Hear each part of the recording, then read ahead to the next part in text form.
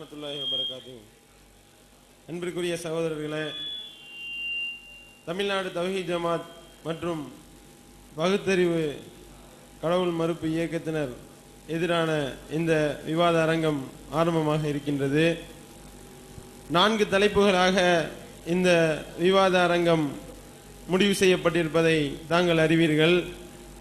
அந்த தலைப்புகளில் நேற்று கடவுள் இருக்கின்றானா என்ற தலைப்புக்கு மட்டுமே ஒரு நாள் செலவிடப்பட்டு விட்டது. இவ்வாறு விரிவாக அந்த தலைப்பு பேசப்பட்டதனுடைய விளைவாக இன்று 3 தலைப்புகள் பேச வேண்டிய கட்டாயம் ஏற்பட்டுள்ளதை அனைவரும் அறிவோம்.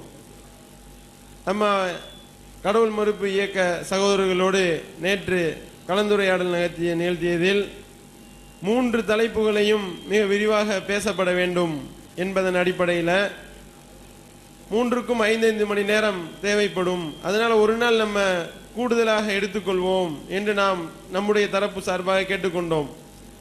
ஒரு நாள் அடுத்த நாள் அவர்கள் செலவிட இயலாத ஒரு சூழ்நிலையில் அவர்கள் இருந்த தகவலை நம்மிடத்தில் தெரிவித்தார்கள். எனவே அந்த 3 தலைப்புகள் 2 தலைப்புகளாக குறைக்கப்பட்டிருக்கின்றன. நம்ம முதலில் 2வது தலைப்பாக அந்த தலைப்பை நேரடியாக வாசித்து விடுவோம். திருக்குர்ஆன் நம்முடைய டிஎன்டிஜேவுடைய நிலைப்பாடு. திருக்குர்ஆன் முகமது நபியால் உருவாக்கப்பட்டது அல்ல, அது கடவுளின் வார்த்தையாகும். எனவே அதில் முரண்பாடுகளோ மூட நம்பிக்கைகளோ மனித குலத்திற்கு கேடு விளைவிக்கும் கருத்தோ இல்லை. எல்லா காலத்திற்கும் பொருந்தக்கூடியதாக குர்ஆன் உள்ளது என்பது டிஎன்டிஜேவினுடைய நிலைப்பாடு. கடவுள் மறுப்பு இயக்கத்தினுடைய நிலைப்பாடு, குர்ஆன் கடவுளின் வார்த்தை அல்ல, அது முகமது என்ற மனிதரின் அவரது சொந்த வாழ்வில் ஏற்பட்ட அனுபவத்தின் அடிப்படையில் அக்கால மக்களை நல்வழிப்படுத்துவதற்காக இது இறைவனின் வாக்கு என்று கூறி அவராக எழுதியது என்பதும், குர்ஆன் மனிதனை மிரட்டி அடிபணிய வைக்கின்றது என்பதும், குர்ஆன் என்பது முகமது என்பவர் தனது சுயநலத்திற்காக எழுதியவை, அதில் பெண்ணடிமைத்தனம் போதிக்கப்படுகின்றது என்பதும் பகுத்தறிவு அமைப்பை சேர்ந்த வெற்றிவேந்தன் மற்றும் அவரது குழுவினருடைய நிலைப்பாடு. இது 2வது பேச வேண்டிய தலைப்பு. இந்த தலைப்பு தான் இப்பொழுது ஆரம்பமாக நாம் எடுத்து வைக்கப் போகின்றோம். 3வது தலைப்பாக முஸ்லிம்கள் நம்பக்கூடிய மறுமை, சொர்க்கம், நரகம், விதியில் உள்ள முரண்பட்ட நிலை, இவற்றை நாங்கள் மறுக்கின்றோம். மேலும் கடவுள் வழங்கும் நீதி அநீதியாகும், இரட்டை தண்டனை முறை, தனக்கு எதிராக கேள்வி கேட்பவை இவை அநீதியாகும் என்பதும் பகுத்தறிவு அமைப்பை சார்ந்த வெற்றிவேந்தன் மற்றும் அவரது குழுவினுடைய நிலைப்பாடு. நம்முடைய நிலைப்பாடு, முஸ்லிம்கள் நம்பும் மறுமை, சொர்க்கம், நரகம், விதி, இறைவன் வழங்கும் இரட்டை தண்டனை இவை அனைத்தும் இயற்கை நீதிக்கும் அறிவிற்கும் புறம்பானது இல்லை என்பது டிஎன்டிஜேவினுடைய நிலைப்பாடு. இந்த 3வது தலைப்பு மட்டும் தற்காலிகமாக ஒத்திவைக்கப்படுகின்றது. அதற்குரிய தேதி குறிப்பிடப்படாமல் அந்த 3வது தலைப்பை மட்டும் இன்னொரு நாள் அவர்கள் விவாதம் செய்து கொள்ளலாம் என்று அவர்கள் கேட்டுக்கொண்டதன் அடிப்படையில் இந்த 3வது தலைப்பு ஒத்திவைக்கப்படுகின்றது.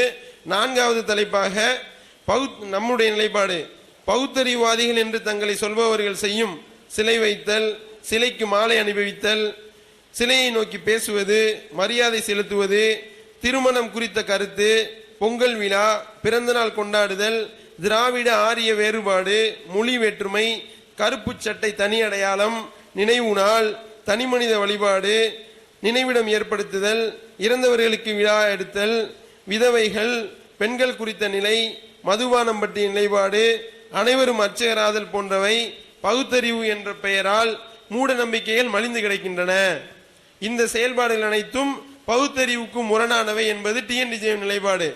அவர்களுடைய நிலைப்பாடு, மேற்கண்ட பகுத்தறிவுவாதிகளின் நடைமுறைகள் அனைத்தும் பகுத்தறிவுக்கு உகந்தவைதான் என்பது அந்த கடவுள் மறுப்பு கொள்கையினுடைய நிலைப்பாடு. இன்று 2 தலைப்புகள் மட்டும் விவாதிக்கப்படுகின்றன. குர்ஆன் இறைவேதமா என்பதும் பகுத்தறிவுவாதிகளுடைய நடைமுறைகள் குறித்தும் 2 இதாக பிரிக்கப்பட்டு 5 மணி நேரங்கள் 9:30 மணியிலிருந்து 5 மணி நேரம் 2:30 மணி வரைக்கும் நடைபெறும். இதுல நேற்று மாதிரி கால வரையிலே இல்லாமல் போகாது. இது அவங்களே கேட்டுக்கணும். ஏன்னா அவங்க கேட்டுக்கொண்டதன் அடிப்படையில் தான் நம்ம அந்த கிளிப்பிங்ஸ் போடுறப்ப டாக்டர் சார் கேட்டாங்க, இந்த மாதிரி இது கொஞ்சம் டயத்தை கொஞ்சம் தளர்த்துனீங்கன்னா நல்லா இருக்கும் என்று கேட்டுக்கொண்டதன் அடிப்படையில் நம்ம காலத்தை தளர்த்தினோம், அந்த மாதிரி நம்மளும் பேசினோம், அவர்களும் பேசினார்கள். ஆனால் இன்று அவர்களை கேட்டுக்கொண்டதன் அடிப்படையில் 20 நிமிடங்களாக விவாதம் நடைபெறும். ஒவ்வொரு தலைப்பிற்கும் 5 மணி நேரங்கள், 4 மணி நேரம் விவாதம், 1 மணி நேரம் பார்வையாளர்களுக்குரிய கேள்வி பதில் நிகழ்ச்சி. 2:30 மணிக்கு இடைவேளைக்கு பிறகு திரும்ப 9:30 to 2:30, அதுக்கடுத்து 5 முதல் 9 to 2:30, அடுத்து 4:30 to 9:30 போட்டுருவோம். ஓகேவா? அடுத்த அமர்வு சரியாக 4:30 மணி முதல் 9:30 மணி வரை நடைபெறும். 9:30க்கு இந்த விவாதம் நிறைவடையும். இப்பொழுது விவாதம் ஆரம்பம்.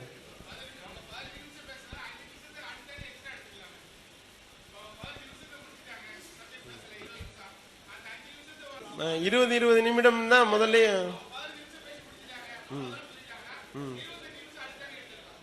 அப்படி செஞ்சீங்களா? எப்படின்னா இல்ல, ஒரு ரவுண்டுக்கு 20 நிமிடம்னு வச்சிருக்கோம். அவங்க 10 நிமிஷத்துல முடிச்சாலும் நம்ம அடுத்து 20 நிமிஷம் நம்ம பேச வேண்டியது வரும்ல. அப்படி ஒரு 5 நிமிஷத்துலயே முடிச்சுட்டாங்கன்னா அப்புறம் கடைசியில் அவங்க 2 மணி நேரம் பேசுற மாதிரி வந்துடும். அப்புறம் நமக்கு பதில் சொல்ல வாய்ப்பு இல்லாம 20 நிமிடம் ஏற்கனவே ஒப்பந்தம் போட்டதன் அடிப்படையில் 20 நிமிடமாக நடைபெறும் இன்ஷா அல்லாஹ். ஹலோ, அஸ்ஸலாமு அலைக்கும். அரங்கத்தில் உள்ளவர்களுக்கு நாங்கள் பேசும்போது உங்களுடைய செல்போன்கள் ஆஃப் செய்து கொள்ளுங்கள். சிரிப்பதோ ஒருத்தர் பேசுவதோ இடையூறு பண்ணிங்கன்னா நேற்று மாதிரி நிகழ்ச்சி தடைப்பட்டு போயிடும். அதற்கு ஒத்துழைப்பு நீங்கள் தந்தீங்கன்னா அது கரெக்டாக போகும். அந்த 18 நிமிஷம் வந்த உடனே ஒரு பெல்லு நாங்கள் இங்கே அடிப்போம்.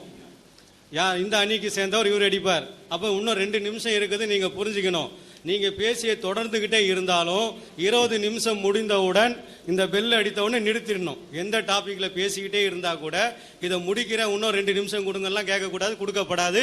இதில் கரெக்டாக இருங்க. முதல்ல அவங்கள ஆரம்பிக்க சொல்லிடுவோமா? சரி, ஓகே. இப்பொழுது சரியாக 9:32 ஆகுது. நீங்கள் ஆரம்பிச்சிடும். அஸ்ஸலாமு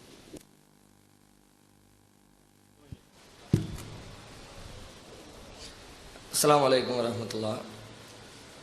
அன்பிற்குரிய சகோதரர்களே, இன்றைய தினம் நம்முடைய விவாத தலைப்பிற்கு செல்வதற்கு முன்பாக ஒரு சில செய்திகளை நினைவுபடுத்திக் கொள்ள விரும்புகிறோம். ஏற்கனவே நேற்றைய தினம் எதிர்த்தரப்பில் விவாதம் செய்கிறவர்களுக்கு மீண்டும் மீண்டும் அறிவுறுத்தப்பட்ட செய்திதான். இருந்தாலும் அவர்கள் நேற்று அதை கடைபிடிக்கவில்லை. ஆகையினால் மீண்டும் அவர்களுக்கு சொல்லிக்கொள்ள வேண்டிய அவசியம் ஏற்பட்டிருக்கிறது. அதாவது, விவாதத்திற்கென்று நாம் தலைப்பை தேர்வு செய்திருக்கிறோம். இந்த நேரத்தில் இந்த தலைப்பில் விவாதம் செய்யணும்னு. இந்த தலைப்பிற்கு பிறகு அடுத்த தலைப்புன்னு சொல்லிட்டு தலைப்பை நாம் பிரித்து வைத்திருக்கிறோம். ஆனாலும் வந்தவர்கள் தலைப்பிற்குள்ள நின்று பேசவே இல்லை. அந்த விவாத ஒப்பந்தம் போட்டதுக்கு மாற்றமாக தலைப்பை விட்டு தாண்டி வெளியில் போய் தேவையில்லாத விஷயங்களை, இன்னும் சொல்ல போனால் அடுத்த தலைப்பில் பேச வேண்டிய விஷயங்களை எல்லாம், இந்த செய்திகள் பற்றாக்குறையாக இருக்கிறவங்க இங்கே இந்த தலைப்பில் ஒன்றும் இல்லைன்னு அடுத்த தலைப்புக்கு தாவுவாங்களே, அது மாதிரியாக நேற்று திரும்ப திரும்ப சொல்லியும் கூட மீண்டும் மீண்டும் அந்த போக்கு கடைபிடிக்கப்பட்டு கொண்டே இருந்தது. அவசியமில்லாத பேச்சுக்கள் பேசப்பட்டு கொண்டிருந்தது. அதனால் இன்றைக்கு அவர்களிடத்தில் நாங்கள் வைக்கக்கூடிய ஒரு சொல்லிக்கொள்கிற அறிவுரை என்னவென்றால், கண்டிப்பாக எக்காரணம் கொண்டும் தலைப்பை விட்டு அகலாமல் தலைப்பில் நின்று விவாதம் செய்யுங்க. என்ன செய்தியாக இருந்தாலும் எவ்வளவு காரசாரமாக இருந்தாலும் பேச வேண்டிய தகவலை நம்ம பேசித்தான் தீரணும். அதில் மாற்று கருத்து இல்லை. ஆனாலும் நீங்கள் கண்டிப்பாக என்ன தலைப்பில் விவாதம் செய்கிறோமோ அந்த தலைப்பிற்கு உட்பட்ட தகவல்களை மட்டும் சொல்ல வேண்டும். அதற்கு அதிகமாக மேலதிகமாக வேறு தலைப்பிற்குள் உள்ள செய்திகளையோ தலைப்பிற்கு சம்பந்தமில்லாத தகவல்களையோ இங்கே பேச வேண்டாம் என்பதனை முதல்ல கேட்டுக்கொள்கிறோம். அடுத்ததாக, இந்த விவாதம் செய்கிற நேரத்தில் நாம் ஒரு செய்தியை சொல்கிறோம். நாம் சொன்ன செய்திக்கு மறுப்பு சொன்னால், அதிலிருந்து கேள்விகளை எழுப்பினால் அது சரியான விவாத முறை. ஆனால் இந்த செய்தியை திசை திருப்புகிற விதமாக எஸ்கேப் ஆகிறதுக்காக வேண்டி நம்ம சொன்னது ஒன்று சொல்லாத ஒன்றை ஒரு திசை திருப்பி மாற்று கருத்து நம்ம சொன்னதுக்கு அவங்க வேற ஒரு வியாக்கியானம், தப்பான வியாக்கியானத்தை கொடுத்து கிண்டல் பண்ணுற மாதிரி, லந்து பண்ணுற மாதிரி, அது மாதிரியான வார்த்தைகள் எல்லாம் நேற்றைக்கு உபயோகப்படுத்தப்பட்டுச்சு. கிண்டல் பண்ணுறது, லந்து பண்ணுறது அப்படின்னா அந்த தரப்பை விட இந்த தரப்பில் கிண்டல் பண்ணுறக்கு ஆட்கள் நிறையவே இருக்கிறாங்க. கிண்டல்னு லந்து தான் பண்ணுறதுன்னு முடிவாயிடுச்சுன்னா பண்ணுறதுக்கு ரெடி. ஆனால் இந்த சபை நாங்கள் அப்படிப்பட்டவர்கள் இல்லை. இது வரைக்கும் எத்தனையோ விவாத காலத்தை சந்திச்சிருக்கிறோம். இந்த அமைப்பை சந்தித்திருக்கிற எல்லா நேரங்களிலும் முடிந்த வரைக்கும் நாங்கள் நாகரிகத்தோடும் பண்பாடோடும் எதிர்த்தரப்பினருடைய மனதை தேவையில்லாமல் புண்படுத்தாம சம்பந்தப்பட்ட தலைப்பில் நின்று பேசி தேவையற்ற கொச்சை வார்த்தைகளை பயன்படுத்துகிற எல்லாம் நாங்கள் தவிர்க்கக்கூடிய மக்கள் தான். ஆனால் அவங்க வந்து யார் படைச்சா ஒரு கேள்வி கேட்குறோம், ஆரம்பத்தில் ஒரு பொருள் இருந்தது அதை படைச்சவன் யாருன்னு அப்படிங்கிற மாதிரி ஒரு கேள்வி கேட்டால் அதுக்கு ஒரு நக்கல் பண்ணுற மாதிரி நியூட்ரான்மா, புரோட்டான்மா, கௌத்ராம்மா, கசக்ராம்மா, என்ன இதெல்லாம் ஒரு அன்பார்லிமெண்ட் வேடம் இல்லையா? ஒரு சபையில் அறிவுபூர்வமானவர்கள் அமர்ந்து அறிவு ரீதியாக பேச வேண்டிய ஒரு சபையில் பேச வேண்டிய வார்த்தைகளா இது? பேச வேண்டிய செய்திகளா? ஒரு சிரிப்புக்கான வைக்க வேண்டி மக்களை சிரிக்க வச்சாச்சுன்னா மேட்ரு டைவர்ட் ஆயிருதுல. நீங்க சிரிக்க வைங்க வேண்டான்னு சொல்லல, மேட்ரை சம்பந்தப்பட்ட செய்தியிலிருந்து கேள்வியை எழுப்பி விட்டு அத்தோடு சேர்த்து ஒரு நகைச்சுவை சொன்னா சரின்னு ஒத்துக்கலாம். நீங்க அந்த சம்பந்தப்பட்ட கேள்வியை விட்டுவிட்டு என்ன கேள்வியை முக்கியமாக வைத்தோமோ அதை அப்படியே கவனத்தை விட்டு மக்களுடைய கவனத்தை திசை திருப்புறதுக்காக வேண்டி வேறொரு செய்தியை சொன்னீங்கன்னா அதுவும் சொல்லக்கூடிய வார்த்தைகளும் நாகரிகமற்ற வார்த்தைகளாக இருக்கிறது. அப்படி சொல்ல வேண்டிய நீங்க சொல்லக்கூடாது. சொன்னால் அதைவிட பல மடங்கு ஏவுகணைகள் இந்த புறத்திலிருந்து வரும் என்பதையும் கவனத்தில் கொள்ள வேண்டும் என்பதை தெரிவித்துக் கொள்கிறோம். அடுத்ததாக இந்த விவாதத்தில் நாம ஏற்கனவே சொன்ன அடிப்படையில் ஒரு உண்மையை தேடக்கூடிய நோக்கத்தில் நடைபெறக்கூடிய ஒரு அருமையான ஒரு விவாதம். சத்தியத்தை, உண்மையை, ஏக இறைவனை கண்டறிந்து சரியான பாதையை தேர்வு செய்து கொள்வதற்கான ஒரு விவாத களத்தை தான் ஏற்பாடு செய்திருக்கிறோம். இந்த நேரத்தில் இப்போ நாம் கடைபிடிக்க வேண்டிய ஒழுங்குகள், நிறைய ஒழுங்குகள் கடைபிடிக்கணும். பொதுவாகவே ஒரு கொள்கையை நாம் சொல்லுகிறோம், ஒரு சித்தாந்தத்தை மக்கள் மத்தியில் முன்வைக்கிறோம் அப்படின்னா அந்த சித்தாந்தம் எப்படிப்பட்ட மக்களை வார்த்தெடுத்திருக்கிறது என்பது மிக முக்கியமாக கவனிக்கப்பட வேண்டிய ஒரு அம்சம்.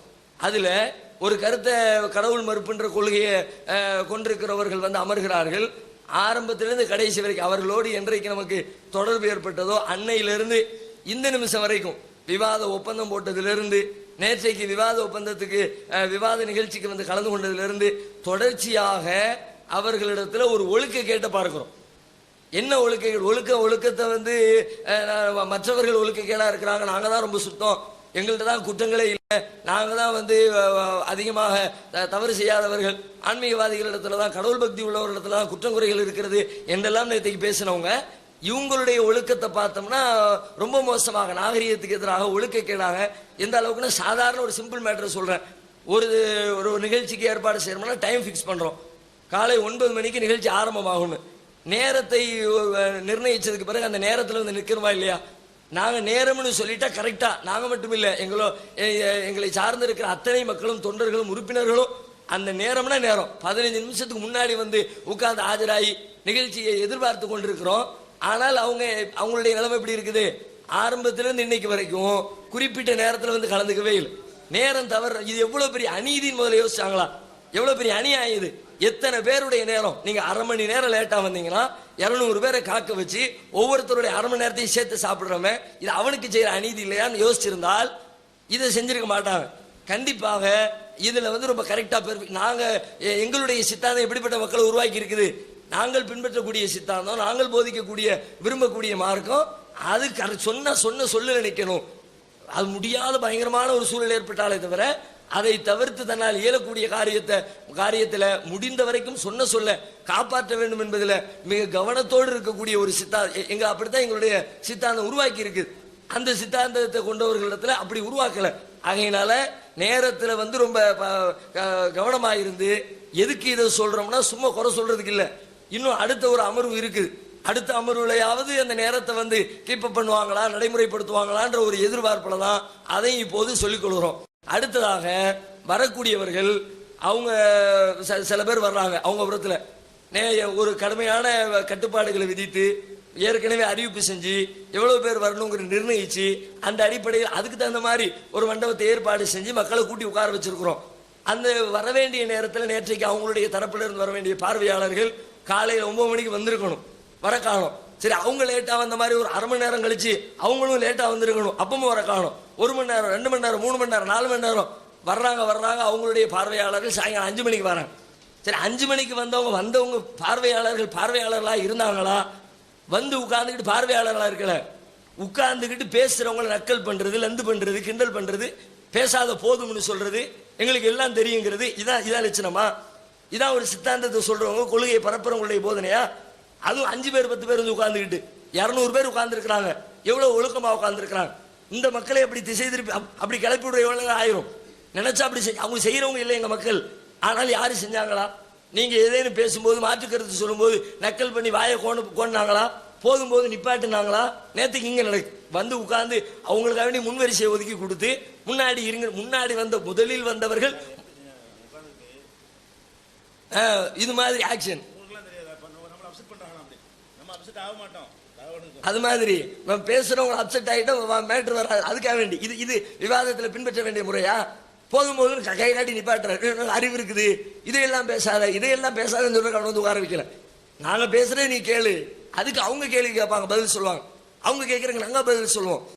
ரெண்டு தரப்பு மோதிக்கொள்வதை பார்வையாளர்களாக உட்கார வேண்டியவர்கள் வந்து கொண்டு இது மாதிரியான வேலைகளை செஞ்சுக்கிட்டு இருந்தாங்க. அதனால இதுவெல்லாம் ஒரு மோசமான ஒரு ஒழுக்கக்கேடான ஒரு கூட்டத்திற்கான எடுத்துக்காட்டுகளாக இருக்கிறது. வரும் நாட்களில் அவர்கள் அதை தவிர்த்து கொள்ள வேண்டும். தொடரக்கூடிய இந்த நேரங்களில் கண்ணியத்தோடு வந்து தங்களுடைய விவாத இதை வந்து அமைத்துக் கொள்ள வேண்டும். அடுத்ததாக விவாதத்தில் இன்னொரு முக்கியமான ஒரு செய்தி. இப்போ நாங்கள் தலைப்புக்குள்ள போறோம். குர்ஆன் இறை வேதமா, அது இறைவனுடைய வார்த்தைகள் தான், இறைவனின் வேதம் தான் என்பதற்கான சான்றுகளை நாங்கள் எடுத்து வைப்போம். குர்ஆன் இறை வேதம் தான் என்பதை மறுக்க முடியாத ஆதாரங்களோடு சில கேள்விகளை உங்கள் முன்னர் நாங்கள் எடுத்து வைப்போம். அந்த கேள்விகளை எதிர்கொள்ளக்கூடிய நீங்கள் அதிலிருந்து வேற கேள்வி கேட்கலாம். கேள்வி கேட்கத்தான் வேணும், மறுக்க முடியாது. அந்த கேள்வி எப்ப கேட்கணும்னா, நாங்க என்ன கேள்வியை வைத்தோமோ அந்த கேள்விக்கு உரிய பதிலை சொல்லிவிட்டு அடுத்து கேள்வி வைக்கணும். பதில் சொல்லாம கேள்வி வச்சா இந்த கேள்வியே நாங்கள் வைத்த கேள்விக்கு பதில் ஆகாது. ஒரு கேள்விக்கு பதில்னா பதிலை சொல்லிவிட்டு கேள்வி வைக்கணும். நான் ஒரு கேள்வி கேட்டேன், எதிர்த்தாப்புல ஒரு கேள்வி கேட்டார்னா உடனே நான் கேட்ட கேள்விக்கு அது பதிலாக அமைந்து விடாது. ஆகையினால நாங்க ஒரு கேள்வியை ஒரு கொஸ்டின் உங்க முன்னாடி வச்சோம்னா அதுக்குரிய பதில் எத்தனை 5 வச்சோமா 10 கேள்வி வச்சோமா நேற்றுக்கு அடுக்கணும். எத்தனை கேள்விகளை முன்வைத்தோம், எத்தனை கேள்விக்கு பதில் சொன்னீர்கள் அப்படின்னு ஒரு லிஸ்ட்டை போட்டு காட்டணும். அதுக்கு பிறகாவது உங்களிடத்துல பதில் வந்ததா? சில கேள்விகளை முன்வைத்து விட்டு அதுக்கு பிறகு மீண்டும் நினைவுபடுத்தி இத்தனை கேள்விகள் உங்களுக்கு முன்னாடி வச்சிருக்கிறோமே, இதுக்கு நீங்க பதில் சொல்லல என்று சொன்னோம். அதற்கு பிறகும் அந்த கேள்விகளை கண்டுகொள்ளாமல் மீண்டும் மீண்டும் வேறு தலைப்பில் இருக்கிற இன்றைக்கு பேச வேண்டிய செய்திகளை திரும்ப திரும்ப கேள்விகளாக வேறு வடிவத்தில் எழுப்பி கொண்டிருந்தார்கள். ஆரம்பத்தில் முதலில் சொன்ன பதிலை ஆரம்பத்தில் ஃபர்ஸ்ட் அமர்வுல அணித்தலைவர் எதிரணியில சொல்றார். அவர் வந்து இது மாதிரி வண்டியை பூட்டி வச்சுட்டு போறீங்களே, வீட்டை பூட்டி போட்டு போறீங்களே, டாக்டர்கிட்ட மருத்துவத்துக்கு ஏன் டாக்டர்கிட்ட போறீங்க, கடவுள் இருக்கிறதுக்கு என்ன இருந்தா இப்பெல்லாம் செய்வீங்களான்னு கேட்கிறாரு. அந்த அமர்விலே பதில் சொல்லப்படுகிறது. இது அடுத்த தலைப்பு இருக்குது. கடவுள் ஏற்குமாறா செய்யறாரு சரியில்லை, அல்லது கடவுள் நம்பிக்கையாளர்களிடத்துல குறைபாடு இருக்கிறது என்று சொன்னால் அதுக்குன்னு தனியா தலைப்பு இருக்குதுல்ல, அதுல விவாதியுங்கள் என்று சொன்னோம். முதல் அமர்வில் காலையில 9:30 மணிக்கு 10 மணிக்கு ஆரம்பிச்ச மேட்ரு நைட்ல திரும்ப முடிக்கிற நேரத்தில் அதே வாய்ப்பாட்டோடு தான் முடித்திருக்கிறார்கள். நாம உன்ன பதில சொல்லிட்டோம்னா அந்த பதில குறிச்சு வச்சுக்கோங்க, கவனிங்க. கவனிக்காம வெளியில போயிட்டு விளாந்துட்டு அவர் சுத்திட்டு வந்துட்டு என்ன சொன்னோன்னு தெரியாம வந்து நின்றுக்கிட்டு இடையில வந்து நின்றுக்கிட்டு பேசிக் கொண்டிருந்தால் அது ஒரு முழுமையான விவாதமாக இருக்காது என்பதையும் உங்களுடைய கவனத்திற்கு நாங்கள் கொண்டு வருகிறோம். அடுத்து, குர்ஆன் இறைவனின் வேதம் தான், எந்த மாற்று கருத்துக்கும் இடமில்லாத வகையில் இந்த குர்ஆனே அந்த தகவல்களை உண்மைப்படுத்துகிறது. குர்ஆன் இறைவனின் வேதம் தான் என்பதனை குர்ஆனே மெய்ப்பிக்கிறது. அதை படிச்சு பார்த்தாலே அதற்குள்ளேயே பல செய்திகளை இது இறைவனின் வேதம் தான் என்பதனை சந்தேகத்திற்கு இடமில்லாமல் தெரிவிக்கக்கூடிய தகவல்களை அதிலிருந்தே நம்மால் படித்து உணர்ந்து கொள்ள முடியும்.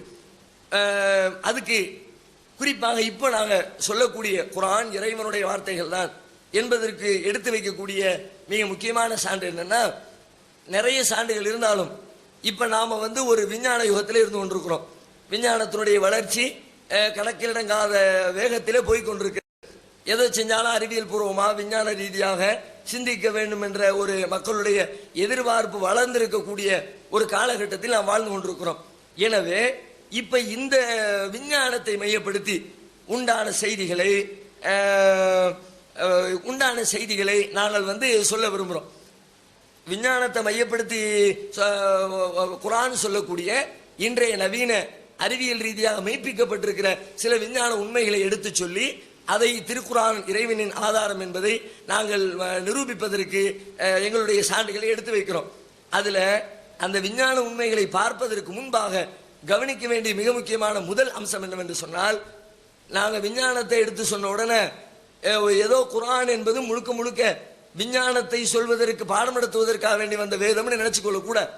குர்ஆன் என்பது உலகத்துக்கு விஞ்ஞானத்தை சொல்லித்தர வந்த வேதம் அல்ல, வழிகாட்டுதல் அல்ல. என்ன, குர்ஆன் என்பது மக்களுக்கான வாழ்க்கை நெறி, மக்கள் எவ்வாறு வாழ வேண்டும் என்பதனை சொல்லித்தரக்கூடிய போதனை முறைகள் அடங்கி இருக்கிற ஒரு தொகுப்பு தான் திருமறை குர்ஆன் என்பது. இந்த குர்ஆனில் இறைவன் தனது வல்லமையை ஆற்றலை சொல்லக்கூடிய தருணத்தில் இடையிடையே ஆய்வு செய்து பார்த்தால் அங்கே விஞ்ஞானத்தினுடைய செய்திகளை அறிந்து கொள்ள முடிகிறது. எல்லா விஞ்ஞானத்தையும் சொல்லித் தர்றதுக்கு வந்த வேதம் இல்லை, குர்ஆன்ல வழிகாட்டுவதற்காக வேண்டிய வந்த வேதத்தை ஆய்வு செய்து பார்த்தால் இறைவனின் வல்லமையை சொல்லக்கூடிய பல்வேறு தருணங்களில் இந்த அளப்பரிய பிரபஞ்சத்தினுடைய படைப்புகளையும் மனிதனுடைய படைப்புகளையும் இன்ன பிற விலங்குகளுடைய ரூபாய்களை செலவழித்து பல்லாயிரக்கணக்கான மணியிலே உட்கார்ந்து ஆய்வு செய்து பல தலைமுறைகளாக கஷ்டப்பட்டு கண்டுபிடித்திருக்கிற விஞ்ஞான உண்மைகளை அறிவியல் வளராத அந்த காலத்தில் 14 நூற்றாண்டுகளுக்கு முன்னரே நபிகள் நாயகம் வாழ்ந்திருக்கிற அந்த தருணத்திலே இந்த வேதம் சொல்லுகிறது. அது எப்படி சொல்ல முடிந்தது? அதான் எங்களுடைய கேள்வி. இந்த விஞ்ஞான உண்மையை 14 நூற்றாண்டு இன்னைக்கு கண்டுபிடிச்சு சொல்ற செய்தி 100 வருஷத்துக்கு முன்னாடி இந்த செய்தி மக்களுக்கு தெரியாது. 200 வருஷத்துக்கு முன்னாடி, 1400 வருஷத்துக்கு முன்னாடி இந்த விஞ்ஞான உண்மை உலகத்திற்கு எவ்வாறு தெரிந்தது? அதுதான் முக்கியமான கேள்வி. உதாரணத்துக்கு சொல்றேன்.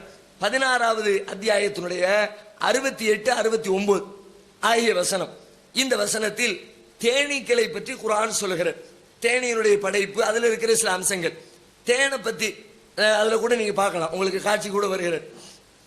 தேனியை பற்றி பல வருடங்களாக, சமீப காலத்திற்கு நெருக்கமாக, சில ஆண்டுகளுக்கு முன்னர் வரைக்கும் உலகம் எப்படி நம்பிக்கொண்டிருந்துச்சுன்னா, தேன் என்பது நாம சாப்பிடக்கூடிய தேனுங்கிறது அது தேனி போய் ஒவ்வொரு பூவிலையா உட்கார்ந்து ஒவ்வொரு பழங்கள்ல உட்கார்ந்து அதுல இருக்கக்கூடிய அந்த குளுக்கோஸை தேனை இனிப்பை எடுத்துக்கொண்டு வந்து அதை கக்கி வைத்து அதை சேமித்து வைக்கக்கூடிய அதுதான் தேனு. அப்படிதான் உலகம் நம்பிக்கொண்டிருந்துச்சு பல வருஷமா. ஆனால் இன்றைக்கு நிரூபிக்கப்பட்ட விஞ்ஞானம் சொல்லுகிறது, இல்லை அது போய் சாப்பிடுது, மலர்கள்ல போய் சாப்பிடுது, கனிகள்ல போய் சாப்பிடுது.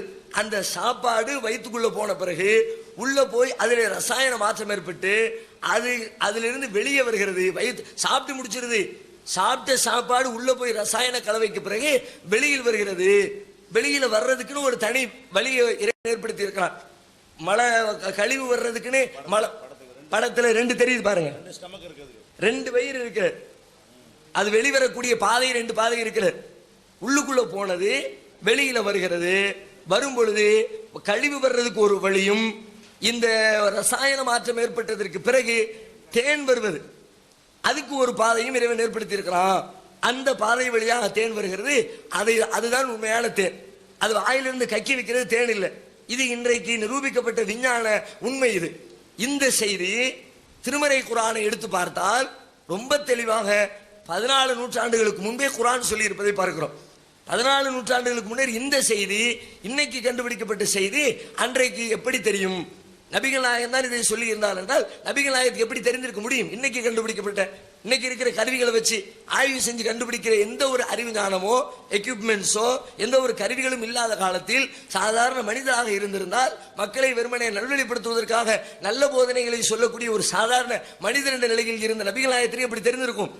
அவர் ஒரு பெரிய சிந்தனையாளராக இருந்தால் கூட விஞ்ஞானம் என்று வருகிற பொழுது அவர் காலத்தில் என்ன விஞ்ஞான உண்மை இருந்ததோ அதை தாண்டி எந்த மனிதனாலும் சொல்ல முடியாது.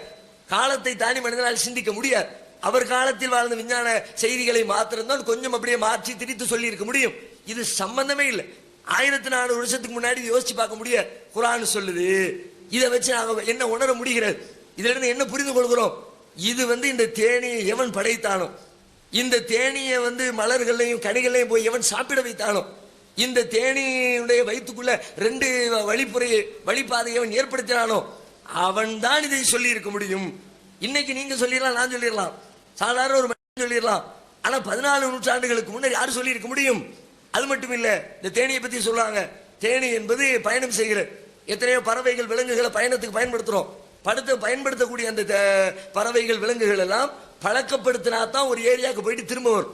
பல விலங்குகளை பார்க்கிறோம், பழக்கப்படுத்தவில்லை என்று சொன்னால் போனது அப்படி இடம் தெரியாம சுத்தி தடுமாறு.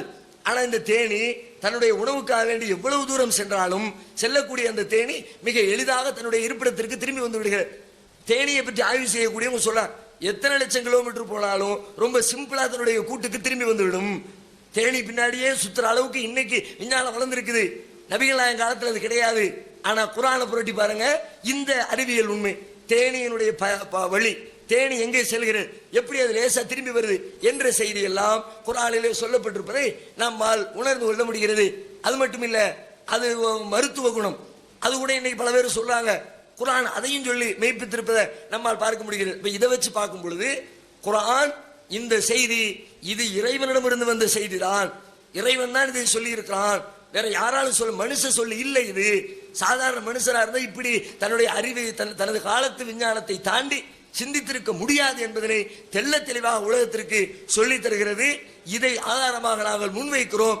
இது இல்லை என்று மறுத்தால் எப்படி வந்துச்சு, குர்ஆன் எப்படி இது சொல்ல முடிஞ்சிச்சு என்ற கேள்விகளுக்கு அவர்கள் தங்களுடைய புறத்திலிருந்து பதிலை மிக தெளிவாக தர வேண்டும் என்பதை சொல்லிக் கொள்கிறோம்.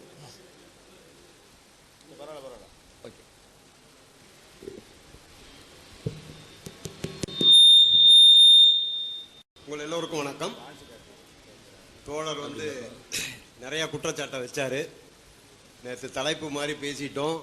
காலையிலேருந்து சாயங்காலம் வரைக்கும் பேசினதையே பேசிக்கிட்டு இருந்தோம், எதுவுமே விளங்கலை அப்படின்னாங்க. நீங்கள் காலையிலேருந்து சாயங்காலம் வரைக்கும் பெரிய வெடிப்புலேருந்து தான் இறைவன் வந்தான், பெருவெடிப்புலேருந்து தான் இறைவன் தான் பேசிட்டீங்க தவிர நீங்களும் வேற ஒரு செய்தியும் பேசலை. அப்புறம் சொன்னார், கொச்சைப்படுத்துகிற மாதிரி கிண்டல் பண்ணுற மாதிரிலாம் பேசணும் அப்படின்னு. அது மாதிரிலாம் அந்த எண்ணம்லாம் சுத்தமாக கிடையாது. நான் நேற்றுக்கே சொன்னேன், நாங்கள் இஸ்லாத்தை மறுப்பவர்கள் அல்ல, எல்லா மதத்தையும் மறுப்பவர்கள். எங்களுக்கு இஸ்லாத்துங்கிறது மற்ற மதத்தோடு சேர்த்து தான் பார்க்குறோம், உங்களை நாங்கள் தனியாக பார்க்கல, எல்லா மதத்தையும் மறுக்கிறோம் நாங்கள். அப்போ அவர் சொன்னார், கேள்விக்கு சம்மந்தம் இல்லாத பதிலாம் நேற்று வந்தது, கேள்வியும் சம்மந்தம் இல்லாமல் வந்ததுன்னு. நீங்கள் எல்லாரும் தோழர்களே நேற்று உட்காந்துருந்தீங்க. நேற்று ஐயா பேசும்போது ராஜீவ்காந்தியை கொலை பண்ணது நியாயமா, பெரியார் மாதிரி வேஷம் போட்டு நடித்த சத்யராஜ் யோகினான்லாம் கேட்டாங்க. நமக்கு அந்த தலைப்பு கிடையாது. ராஜீவ்காந்தி கொலையை பற்றி பேசுகிற தலைப்பு நேற்று கிடையாது. சத்யராஜ் யோகியனா இல்லையாங்கிற தலைப்பு நேற்று கிடையாது. அதெல்லாம் பற்றி நாங்கள் பதில் கொடுத்துருந்தா நேற்று கூட்டம் இந்த அளவு கூட நடந்திருக்காது. எங்களுடைய நோக்கம் அது கிடையாது. எதுக்காக வந்தோமோ அதை பேசணும். அப்போ அவங்க தலைப்பில் அவங்க மாறி போகும்போது நாங்கள் சில இடத்துல மாறி போகிற மாதிரி ஒரு கட்டம் வருது. அது இப்போ ராஜீவ்காந்தி கொலையை பற்றி நான் பேச வேண்டிய அவசியம் இல்லை. அப்புறம் சொன்னாங்க, ஒழுக்கம்ங்கிறது அவங்ககிட்ட இந்த நேரத்தில் இல்லைங்கிறத நம்ம தெரிஞ்சுக்கலாம். இன்னைக்கு காலையில் கூட அவங்க லேட்டாக தான் வந்தாங்கன்னு சிலதை சொல்லக்கூடாது. இருந்தாலும் அவர் சொன்னதுனால அவர் தோழருக்கு தெரியுமோ தெரியாதோ, எங்கள் 4 பேருக்கு 2 சின்ன ரூம் புக் பண்ணியிருக்காங்க. 9 பேர் அதில் தங்கியிருந்தோம். இந்த 9 பேரும் காலையில் குளிக்க போகும்போது தண்ணி கிடையாது. இந்த தண்ணிக்கு கீழே சொல்லிட்டு தண்ணி வந்ததுக்கப்புறம் நாங்கள் இத்தனை பேரும் கழிவறைக்கு போய் 9 பேரும், அதுக்கப்புறம் எங்களுக்கு எங்கே இட்லி கிடைக்கும்னு தெரியாது, அங்கங்கே சுற்றி ரொம்ப கடைசியில் போய் சாப்பிட நேரம் இல்லாமல் அள்ளி போட்டு வந்திருக்கோம். இதுதானே தவிர இங்கே கால தாமதமாக வர்றோம். எங்களை நீங்கள் தான் கூப்பிட்டுருக்கீங்க, எங்களுக்கு நீங்கள் தான் தங்கறதுக்கு ஏற்பாடு. இந்த 9 பேரும் இங்கே சம்மந்தப்பட்டவங்க தானே தவிர வேடிக்கை பார்க்க வந்தவங்க யாரையுமே நாங்கள் கூப்பிட்டு வரல. உங்களுக்கு அந்த தொந்தரவு நாங்கள் கொடுக்கல. அதனால அது நீங்கள் செய்ய வேணாம் கடமை, எங்களுக்கு தங்கறதுக்கு இடமும். இப்போ உங்களை கும்போணத்துக்கு நாங்கள் கூப்பிட்டா உங்களுக்கு நாங்கள் தான் செய்வோம். உங்களுக்கு எந்த ஒரு குறையும் இல்லாமல் நாங்கள் பார்த்துக்குவோம். நம்ம வாதத்தில் ஜெயிக்கிறோம் தோக்குறோங்கிறது வேற. ஒரு குறை சொல்ல முன்னாடி தவறு யாரு மேலன்னு பார்த்துட்டு தயவு செய்து சொல்லுங்க. தவறு உங்க தவறா எங்க தவறா? 9 பேர் 2 சின்ன அறையில் டபுள் ரூமில் தங்க முடியுமாங்கிறத நீங்கள் சொல்லுங்க. அந்த அறையில் காலையில் தண்ணி வராதுக்கு நாங்கள் காரணமா? அது யார் காரணமும் கிடையாது. அது ஒரு மின்சார கோளாறு கூட இருக்கலாம். நம்ம அந்த லாட்ஜுக்காரங்களையும் நாங்கள் குறையா சொல்லலை. நாங்கள் வரத்துக்கு அதான் காரணம். குளிக்காமல் இங்கே உட்காந்தா என்ன சொல்லுவீங்க? இங்கே பாரியா மேடையில் தலை கூட சீவாம உட்காந்துருக்கான் அப்படின்னு தான் சொல்லுவீங்க. அது ஒரு குறை தான். அப்போ நாங்கள் காலையில் எங்களுடைய காலை கடனை முடிச்சாகணும், சாப்பிட்டாகணும், திரும்ப உங்களுக்கு பதில் சொல்லி ஆகணும். நேற்று தோழர்கள் காலையில் வரல, 1 மணி நேரம் கழிச்சு வரல, 2 மணி நேரம் கழிச்சு வரல, மத்தியானத்துக்கு மேலே வந்தாங்கன்னா நேற்று எங்களுடைய தோழமையுடைய ஒரு இயக்கத்தோட மாநாடு. நான் கூட வந்திருக்க முடியாது. இருந்தாலும் இது முக்கியமான சமாச்சாரங்கள்லாம் நான் வந்தேனே தவிர, இல்லைன்னா நேற்று இந்த மேடையில் உட்கார ஆளுங்களே வேற. அந்த மாநாட்டுக்கு அந்த தோழர்கள் மேடையெல்லாம் போட்டு கொடுத்துட்டு நிகழ்ச்சியை தவிர்த்துட்டு இங்கே வந்திருக்காங்க. அதனால தான் மத்தியானம் வந்தாங்களே தவிர உங்ககிட்ட வாதம் பண்ணுறதுக்காகவோ கிண்டல் பண்ணுறதுக்காக வரவே இல்லை. அது மாதிரி அவங்க ஒன்றும் செஞ்சதாகவும் எனக்கு தெரியல. அப்படி செஞ்சிருந்தா அவங்க சார்பாக நாங்கள் மன்னிப்பு கேட்கவும் தயார். அதில் ஒன்றும் தப்பு கிடையாது, அது ஒன்றும் இது கிடையாது. அது மாதிரி ஒன்றும் தெரியல. யார் கிண்டல் பண்ணால் யார் இது பண்ணால் பார்க்கறதுக்கு நாங்கள் இங்கே வரவே இல்லை. உங்களுடைய கேள்வி எங்களுடைய பதில், எங்களுடைய கேள்வி உங்களுடைய பதில். அப்புறம் கொஞ்சம் முன்னாடி ஐயா அவர் சொன்னார், நாங்கள் கேட்குற கேள்விக்கு பதில் சொல்லிவிட்டு தான் நீங்கள் அடுத்த கேள்வியை கேட்கணுன்னாரு. இன்னைக்கு வாதம் குரானை பற்றி, இது இறைவனுடைய வேதம் இல்லையான்னு. இப்போ என்கிட்ட நீங்கள் பகவத்கீதையோ ராமாயணமோ பைபிளோ குரானோ எதை பற்றி பேசினாலும் பேசுவேன். ஆனால் இந்த குரானை முழுமையாக என்னால் படிக்க முடியாது. ஏன்னா அதில் படிக்கிறதுக்கு ஒன்றும் இல்லை. ராமாயணத்தில் எப்படி ஒன்றும் இல்லையோ, மகாபாரதத்தில் எப்படி ஒன்றும் இல்லையோ, பைபிளில் எப்படி ஒன்றும் இல்லையோ, அதே மாதிரி இதுலேயும் ஒன்றும் இல்லை. அதனால உங்கள் கேள்விக்கு முழுக்க நான் பதில் சொல்ல முடியாது. எனக்கு தெரிஞ்ச வரைக்கும் எங்கள் தந்தை பெரியார் சொன்ன பகுத்தறிவை கொண்டு நான் பதில் சொல்கிறேன். அப்படி முடியாததுக்கு அடுத்த கேள்வி நாங்கள் கேட்டு போவோம். ஏன்னா இப்போ நாங்கள் கேட்குற கேள்விக்கெல்லாம் உங்களாலையும் பதில் சொல்ல. இப்போ ராமாயணத்தில் நான் 4 கேள்வி கேட்குறேன், உங்களால் பதில் சொல்லுவேன். நீங்கள் ராமாயணம் படிக்கவில்லை, நீங்கள் மகாபாரதம் படிக்கவில்லை. நான் ராமாயணத்தில் கேட்டாலும் சொல்லுவேன், மகாபாரதம் கேட்டாலும் சொல்லுவேன், பைபிள் கேட்டாலும் சொல்லுவேன். ஏன்னா எங்களுக்கு எது தேவையோ அதை மட்டும் அதில் தெரிஞ்சு வச்சுருக்கேன். அதனால் அந்த தோழர் செஞ்ச குற்றச்சாட்டு பாதி வேணா எங்களுதான் இருக்கலாம், மீதி பாதி அவங்களோடதே இருக்குது. எங்களுக்கு நேற்று கரண்ட்டு கட்டானது எங்களுடைய தப்பு கிடையாது. அந்த மருத்துவர் வந்து அந்த கம்ப்யூட்டரில் போட்டு ஏதோ ஸ்க்ரீனில் காமிச்சிட்டு இருந்தார். குறைஞ்சது எத்தனை தரம் கரண்ட் கட்டாச்சுன்னு நீங்களாம் உட்காந்து பார்த்துட்டு இருந்தீங்க. இது நம்மளுடைய யாருடைய தவறுமே கிடையாது. தேவையில்லாமல் அதிகமான வோல்டேஜ் கொடுத்துட்டோம், அதனால அதிகமாக கரண்ட் கட்டாச்சு. அப்போ ஒரு கம்ப்யூட்டரில் ஒரு செய்தி சொல்லும்போது அது கட்டாயி 20 நிமிஷம் நிப்பாட்டி அப்புறம் ஐயா அதுக்கு பதில் சொல்லி திரும்ப பண்ணால் உங்களுக்கு ஒன்றுமே வழங்காது. அதனால அவர் கேட்டுக்கிட்டார், டாக்டர் கேட்டுக்கிட்டார், ஐயா இது முடிகிற வரைக்கும் நீங்கள் அனுமதி கொடுங்க, அந்த நேரத்தை நீங்கள் எடுத்துன்னு அவங்க ஒப்புதல் பேரில் தான் நாங்கள் அதை எடுத்துக்கிட்டோமே தவிர நாங்கள் கட்டாயப்படுத்தியோ வலுப்படுத்தியோ ஒரு நாகரிகம் எல்லாமே அதை செய்யலை. ஆகவே உங்களை எந்த வகையிலையும் தாழ்வுபடுத்தணுங்கிற எண்ணத்தில் இங்கே வரவே இல்லை.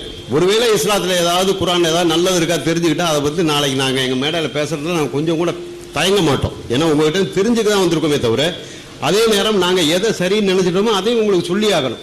ஏன்னா எங்களுக்கு கொடுக்கப்பட்ட தலைப்பு அதுதான்.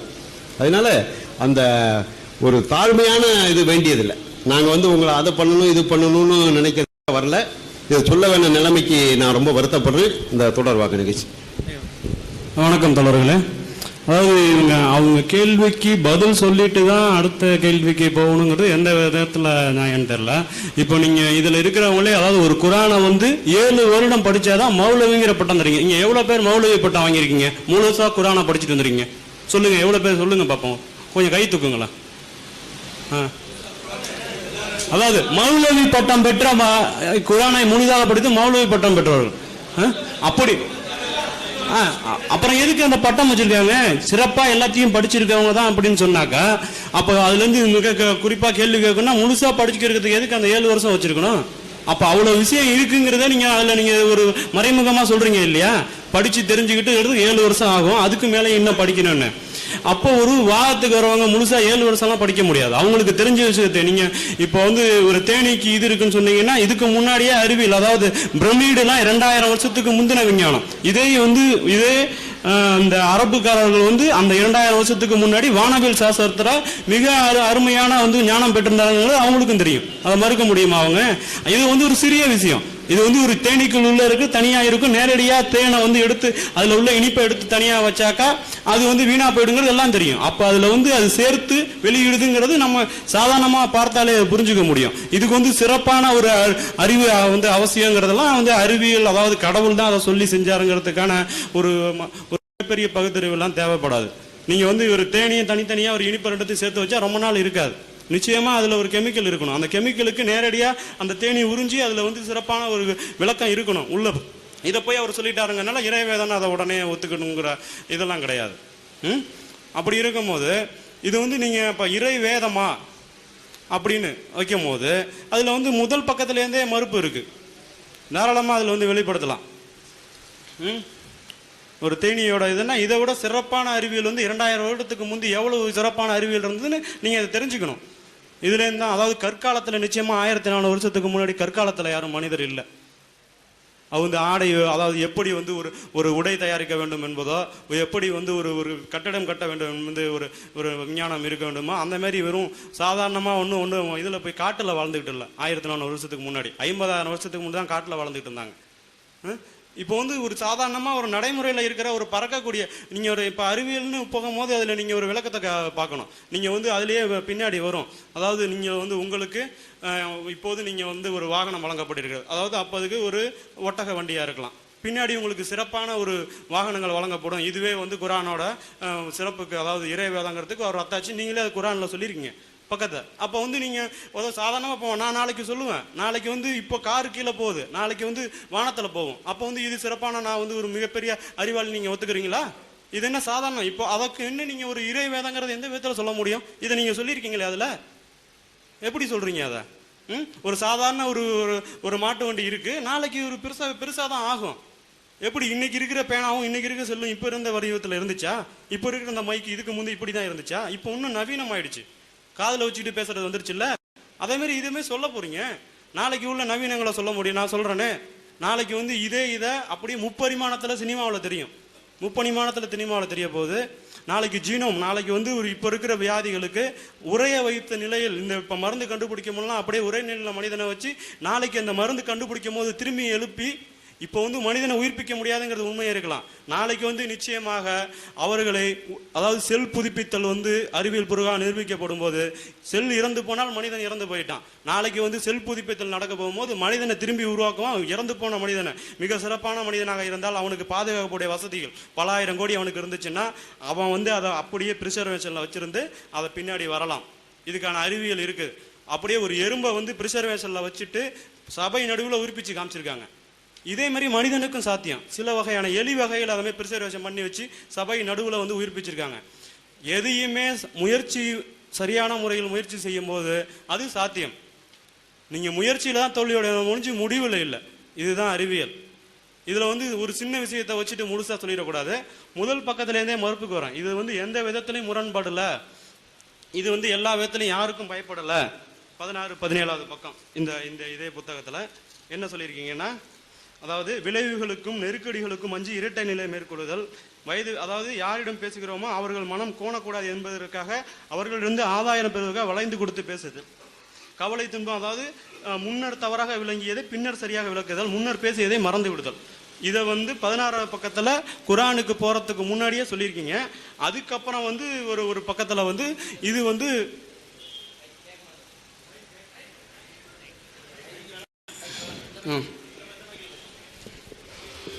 அதற்கு பின்பு யாரிடம் பேசுகிறோமோ ஒரு நிமிஷம்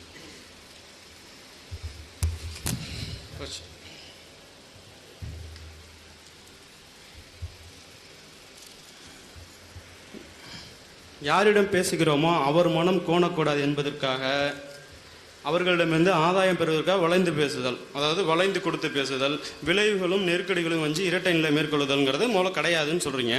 சரி, விபச்சாரம் மற்றும் மது அருந்துதல் பற்றி முழு விளக்கம், அதாவது விபச்சாரத்துக்கு முன்னாடி வெறும் கசையடி தாங்கிறீங்க, அதுக்கப்புறம் மரண தண்டனைங்கிறீங்க, அப்புறம் வீட்டு காவலுங்கிறீங்க. அதை போய் படித்து பாருங்கள். அதிகாரம் ஏன் மாற்றப்படுது?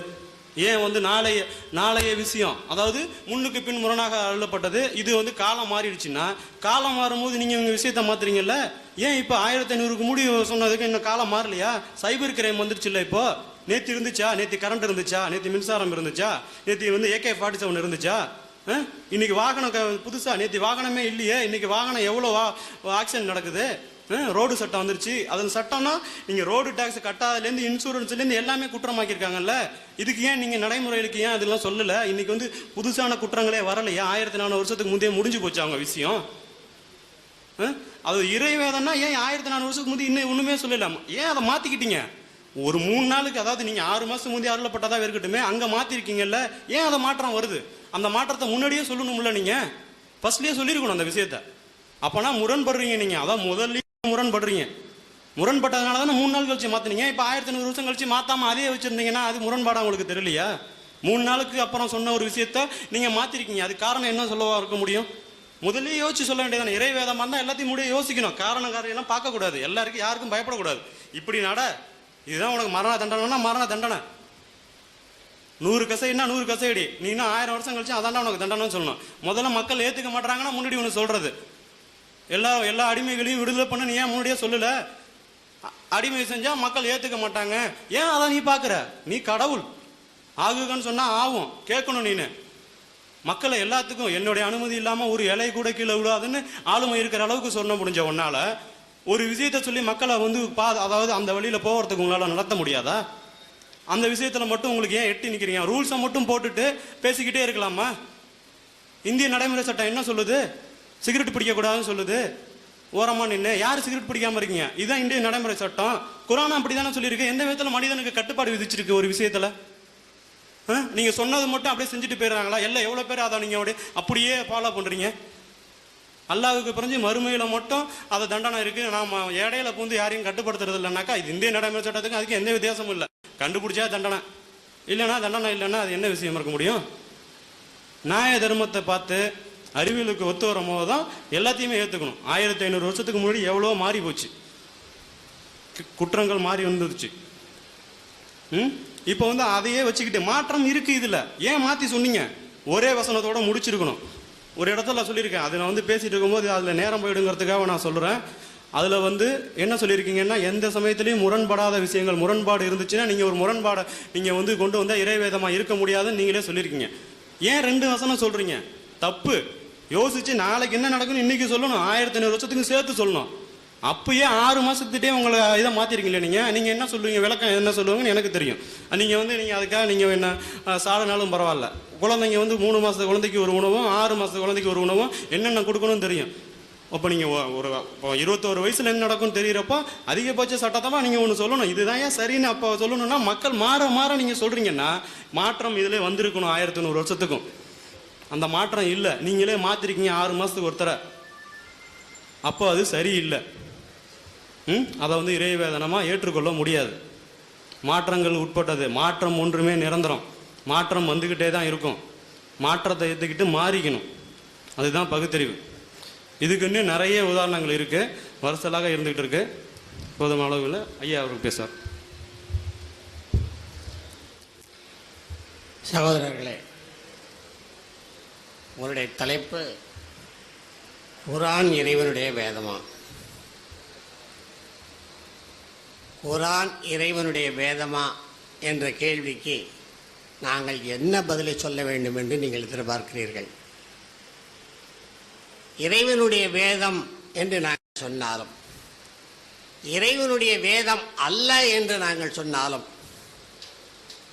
இறைவன் என்பவன் ஒருவன் இருக்கிறான் என்பதை ஒப்புக்கொண்டாயிடும். இறைவன் என்பதை ஒப்புக்கொண்டாகிடும். இல்லாத இறைவன் ஒருவன் இல்லை இல்லை என்று சொல்லிட்ட பிறகு எழுதப்பட்ட ஒரு நூல் இறைவனால் செய்யப்பட்டதா இல்லையா என்று எங்களை நீங்கள் கேள்வி கேட்டீர்களானால் எங்களால் எப்படி பதில் சொல்ல முடியும்? நாங்கள் எங்களுடைய கொள்கை என்னவென்று உங்களுக்கு தெரியும். இறைவனே இல்லை என்று சொல்லக்கூடியவர்கள் நாங்கள்.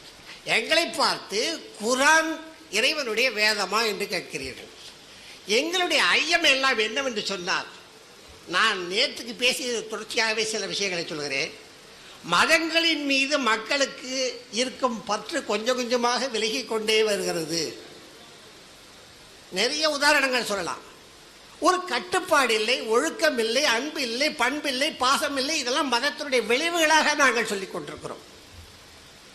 நீங்கள் எங்களை இங்கே உட்கார வைத்து இறைவன் இருக்கிறானா என்ற கேள்விக்கு கடைசியாக ஒரு விடை நீங்கள் சொல்ல போகிறீர்களா? நாங்கள் சொல்ல போவதில்லை, நீங்கள் தான் சொல்லுவீர்கள். அதை எனக்கு என்ன தெரிகிறது என்று சொன்னால், மக்கள் இஸ்லாமியர்கள் தன்னுடைய கட்டுப்பாட்டை மீறி சென்று கொண்டிருக்கிறார்கள். ஒரு ஊரிலே முஸ்தாபர்லே ஒரு சட்டமன்ற உறுப்பினர் வெற்றி பெறுகிறார். வெற்றி பெற்றவர் அவர் யார் என்று சொன்னால், அவர் ஒரு முஸ்லீம். அவர் இந்து கோயிலிலே வழிபாடு செய்கிறார். உடனே அந்த மத தலைவர் சொல்லுகிறார், அல்லாஹ்வை தவிர வேறு யாரையும் தொழக்கூடாது என்று குர்ஆனிலே சொல்லி இருக்கிறது. இவர் செய்வது நம்முடைய மதத்துக்கு, மார்க்கத்துக்கு எதிரானது என்று சொல்லுகிறார். ஏன் இப்படி நிலை ஏற்பட்டது? இங்கே நான் ஒரு படத்தை காட்டுகிறேன். இதே ஒரு இஸ்லாமிய பெண் தன்னுடைய மகனுக்கு கிருஷ்ணன் வேடம் போட்டு மகிழ்ச்சி அடைந்திருக்கிறாள். இதனுடைய விளைவு என்ன? இஸ்லாம் மீது இவருக்கு நம்பிக்கை போய்விட்டதா? ஆக இந்த கட்டுப்பாடு என்பது குறைந்து வருகிறது என்பதற்கு சில உதாரணங்களை தவிர நிறைய நடக்குது.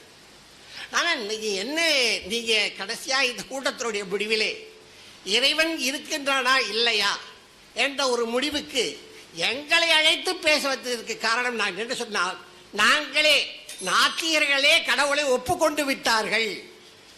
ஆகையால் நீங்கள் மார்க்கத்துக்கு வாருங்கள் என்று அழைப்பதற்காக எங்களை இங்கே கூப்பிட்டு பேச சொல்லி இருக்கிறீர்களா என்று கூட ஐயம் ஏற்பட்டிருக்கிறது. ஆக இறைவனே இல்லை எனும் போது இறைவனுடைய வேதமா இல்லையா என்ற கேள்விக்கு எங்களால் விடை அளிக்க இயலாது.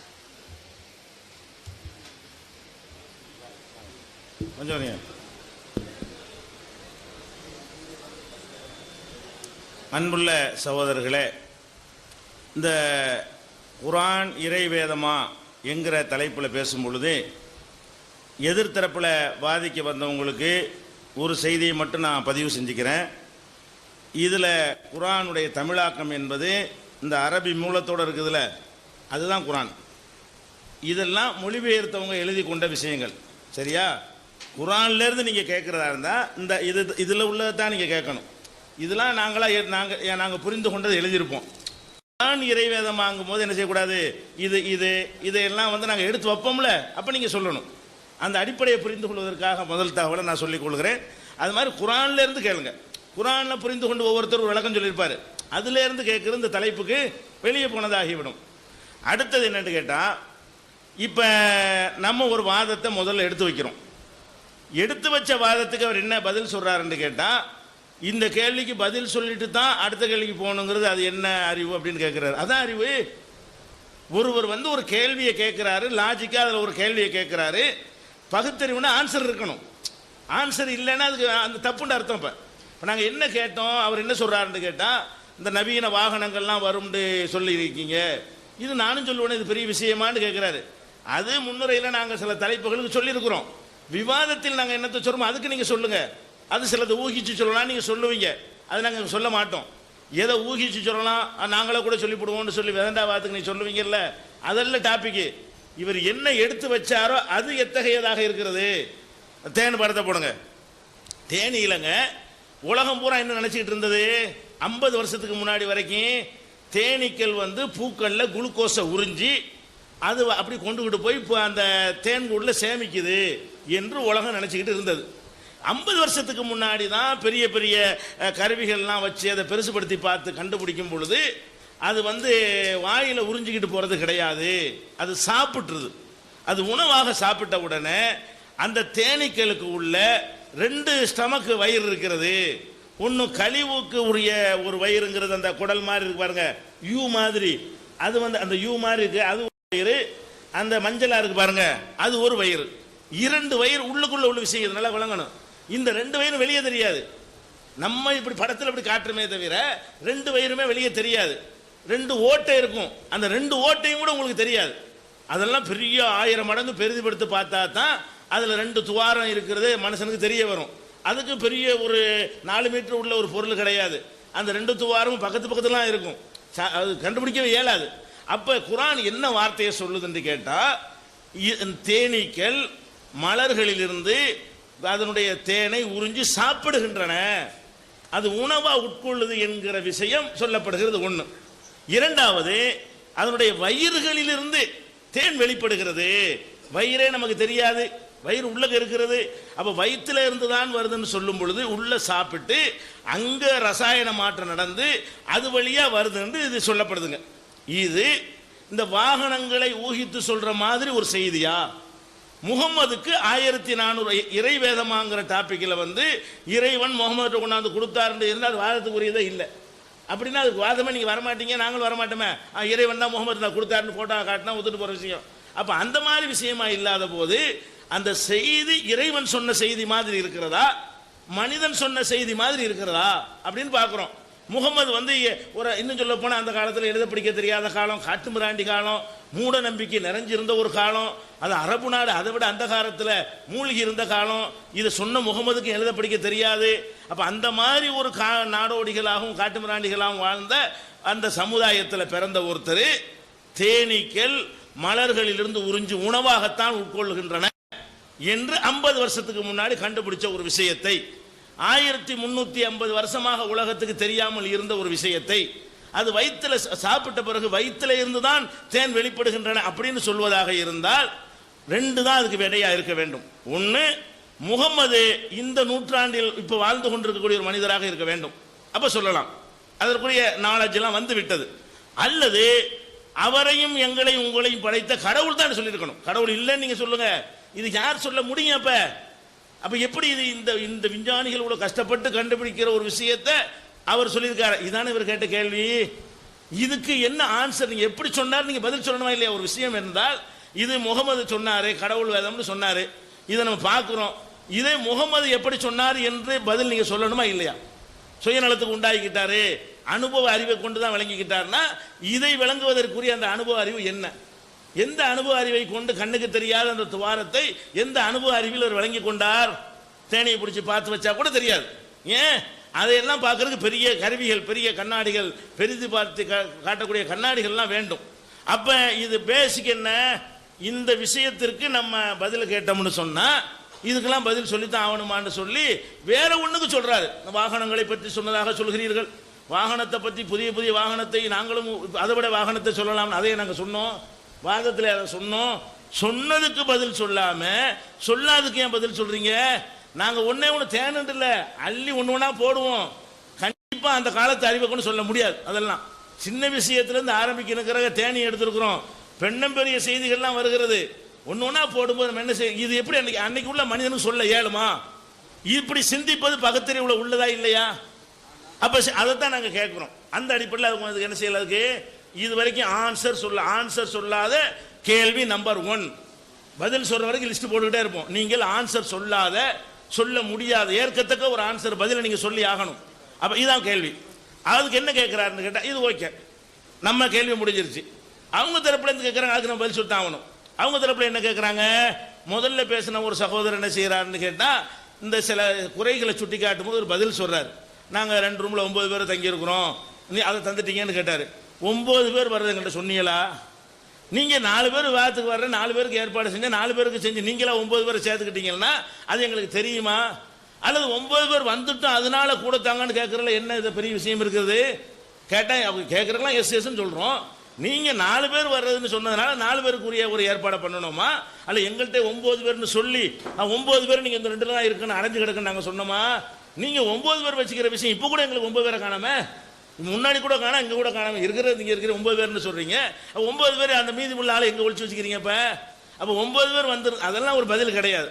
அப்புறமேல என்ன செய்யறாரு? விடுதலை புலி பிரபாகரன்லாம் தேவையில்லாமல் இருக்கிற, நான் தேவையில்லாமல் எழுத்தனா? அது ஒரு கேள்விக்கு பதிலா சொன்னா நீங்க என்ன செய்ய, இந்தியாவில் ஒரு கிறுக்கன் பேட்டி அடிச்சான்னு சொல்லும் பொழுது இதுதான் உங்க மார்க்கமான, எவனோ ஒரு கிறுக்கன் சொன்ன வச்சு மார்க்கத்தில் சம்மந்தப்படுத்துறீங்க. குரான்ல இருக்குன்னு கேட்காம அதுக்கு தான் நான் சொன்னேன் இந்த மாதிரி கிறுக்கு அங்கே இருக்கிறானு. அதுக்கு என்ன சொல்லுவீங்க? அது கேள்விக்கு பதிலாக நான் சொன்னேன்னா நான் ஆர்குமெண்ட் எடுத்து வச்சேன். நீங்க இல்ல முந்து நீங்க அதை பத்தி எல்லாமே நீங்க எடுத்துக்க நாங்கள் ஆன்சரா தான் சொல்லியிருப்போம். அந்த மாதிரியான பதில் அவர் சொல்லிவிட்டாரு. இன்னொருத்தர் என்ன செய்யறாருன்னா அவர் என்ன செய்யறாரு? கடைசியா பேசின பெரியவர் என்ன சொல்றாருன்னு கேட்டா இது ஒரு தேவையா, இது ஒரு அப்பயும் ஒத்துக்கிட்டீங்க, அது இது வந்து தேவையான்னு கேட்டா இந்த மாதிரி தலைப்புல விவாதிக்க மாட்டோம்னு எடுத்துட்டு மரத்தில் இருக்கனே ஒரு தலைப்புல இது இறை வார்த்தையாங்கிறத இறைவனை ஒத்துக்கிட்டா தானே அந்த கேள்வியை வரும்னு சொன்னா அப்ப ஏன் தலைப்பு எழுதும்போது உங்களுக்கு தோணல? உங்களுக்கு பகுத்தறி வேலை செஞ்சிருக்கணும்ல. இது என்னங்க இது இறைவனே இல்லைங்கிறோம், இறைவன் வார்த்தையாங்கிறீங்க, அது இறைவனே இல்லையே அப்படின்னு சொல்லி அந்த தலைப்பை வந்து நீங்க என்ன செஞ்சிருக்கனே, நீங்க நிராகரிச்சுட்டா பரவாயில்லை. சரி, அவங்க தான் விளங்காம நிராகரிச்சுட்டாங்க, நீங்க சிந்திக்கிறாள் என்ன பண்ணனே? அட ஏன்பா நீங்க கிறுக்குத்தனமா பண்ண நானா கிடைச்சேன் மாட்டேன்னு சொல்லியிருக்கானு. நீங்க அதுல வந்து உட்காரவே கூடாது. பகுத்தறிவாதி என்ன செய்யணும்னு கேட்டா தனக்கு எது பகுத்தறிவுக்கு உட்பட்டதா இல்லையோ அதை விட்டு ஒதுங்கி விட வேண்டும். அதுல அதை வந்து ஒத்துக்கொள்ள கூடாது. அப்ப இது இப்படி சொல்லிட்டு இருந்தது, நாங்க தான் இல்லைன்னு சொல்றோம், என்ன பதில் எதிர்பார்க்கிறீங்க? நான் என்ன சொல்றேன், என்ன பதில சொல்வதற்கு இந்த தலைப்புக்கு ஒத்துக்கிட்டீங்க? அதான கேள்வி. என்னமோ நீங்க வெளியே போறால புட்டு இழுத்து கொண்டாந்து வச்சு இதை சொல்லணும்னு சொன்ன மாதிரி நீங்க சொல்றீங்க. மனப்பூர்வமா 2 பேரும் சேர்ந்து தலைப்பை எழுதி ஒப்புக்கொண்டு உட்கார்ந்து இருக்கும் பொழுது அவரை கண்டிங்க, ஏன்பா இதுக்கெல்லாம் ஒத்துக்கிட்ட, இது ஒரு தலைப்பாப்பான்னு கண்டிங்க, இந்த தலைப்புக்கு வர மாட்டேன்னு சொல்லுங்க. அது ஒரு பதில். அடுத்து அவர் என்ன கேட்கிறாருன்னா குர்ஆன் இறை வேதம்ங்கிறீங்களே அவர் கேட்கறது, அதாவது வெற்றிவேந்தன் அவர் என்ன கேட்கிறாருன்னு கேட்டா அவர் தான் கொஞ்சம் உருப்படியா ஒரு கேள்வி கேட்கிறார். என்ன கேட்கிறாருன்னு கேட்டா குர்ஆன் கடவுள் வேதம்ங்கிறீங்க, அப்ப ஏன் மாறி மாறி குர்ஆன் சொல்லுகிறது, மாறி மாறி சொன்னா அது என்ன ஒரு அறிவா அப்படிங்கிறத ஒரு கேட்கிறார். மாறி மாறி சொல்வது என்பது அறிவாங்கிறது பொத்தாம் பொதுவாக கேட்குறாங்களே அதுவே அவர்களுக்கு போதுமான தெளிவு இல்லைன்னு அர்த்தம். மாறி மாறி பேசுறதெல்லாம் கூட முரண்பாட்டில் வராதுங்க. முரண்பாடுனா என்ன? ஒரு நேரத்தில் ஒரு காலத்தில் 2 செய்தி முரண்பட்டு நடக்குதுன்னு சொன்னா தான் முரண்பாடை தவிர முரண்பாடுங்கிற வாதத்தை செய்வதற்கு முன்னாடி முரண்பாட்டை விளங்கணும்.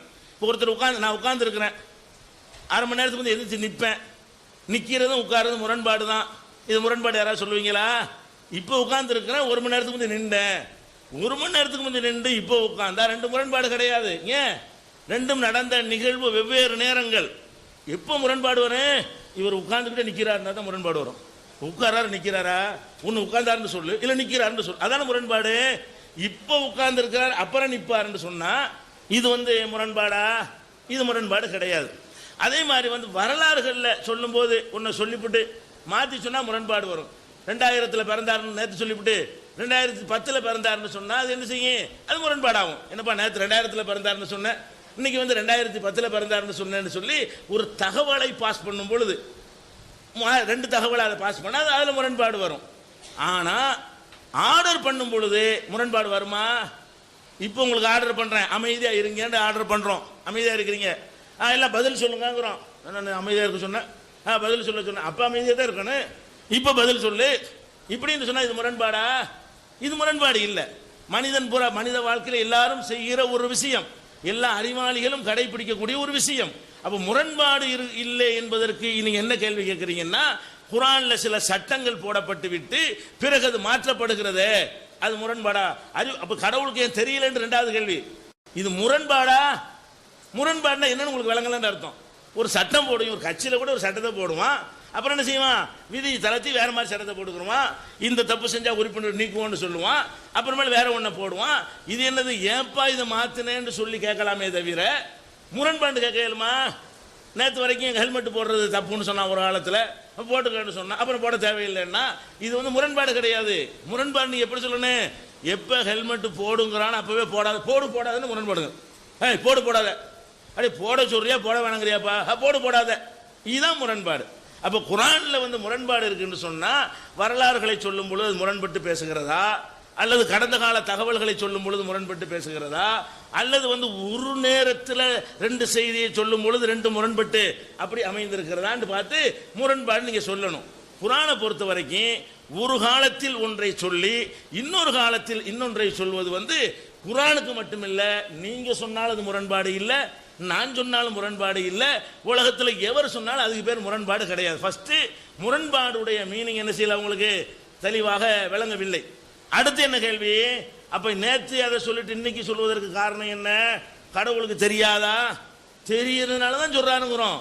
அதாவது ஒரு நேரத்தில் இதுதான் இந்த சூழ்நிலைக்கு ஏற்றதா இருக்கும் என்று சொல்லும் பொழுது சூழ்நிலைக்கு ஏற்றவாறு சட்டம் போடுவதான பகுத்தறிவு. அப்ப நபிகள் நாயகம் மக்காவில் இருக்கும் பொழுது நீ சண்டைக்கு யுத்தத்துக்கு வந்தா யுத்தத்துக்கு போன்னு சொல்ல முடியுமா?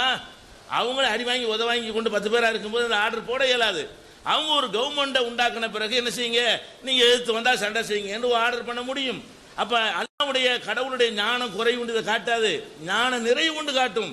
எந்தெந்த நேரத்தில் என்னென்னத்தை சொல்லணுமோ அதை சொல்வதுதான் சரிங்கிற அடிப்படையில் சொன்னா அது எப்படி முரண்பாடு என்ற தவறு சொல்ல முடியும்? மதுதான் வாழ்க்கைன்னு மூழ்கி போயிருக்கிற மக்கள்கிட்ட வந்து அந்த மதுவை திருத்துவதற்காக வேண்டி என்ன செய்யுது, நீ வந்து தொழுகிற நேரத்தில் மட்டும் குடிக்காத, ஒரு தடை அதான் முரண்பட்டு பேசுதுங்கிறாரு அப்படின்னு சொல்லப்படுகிறது.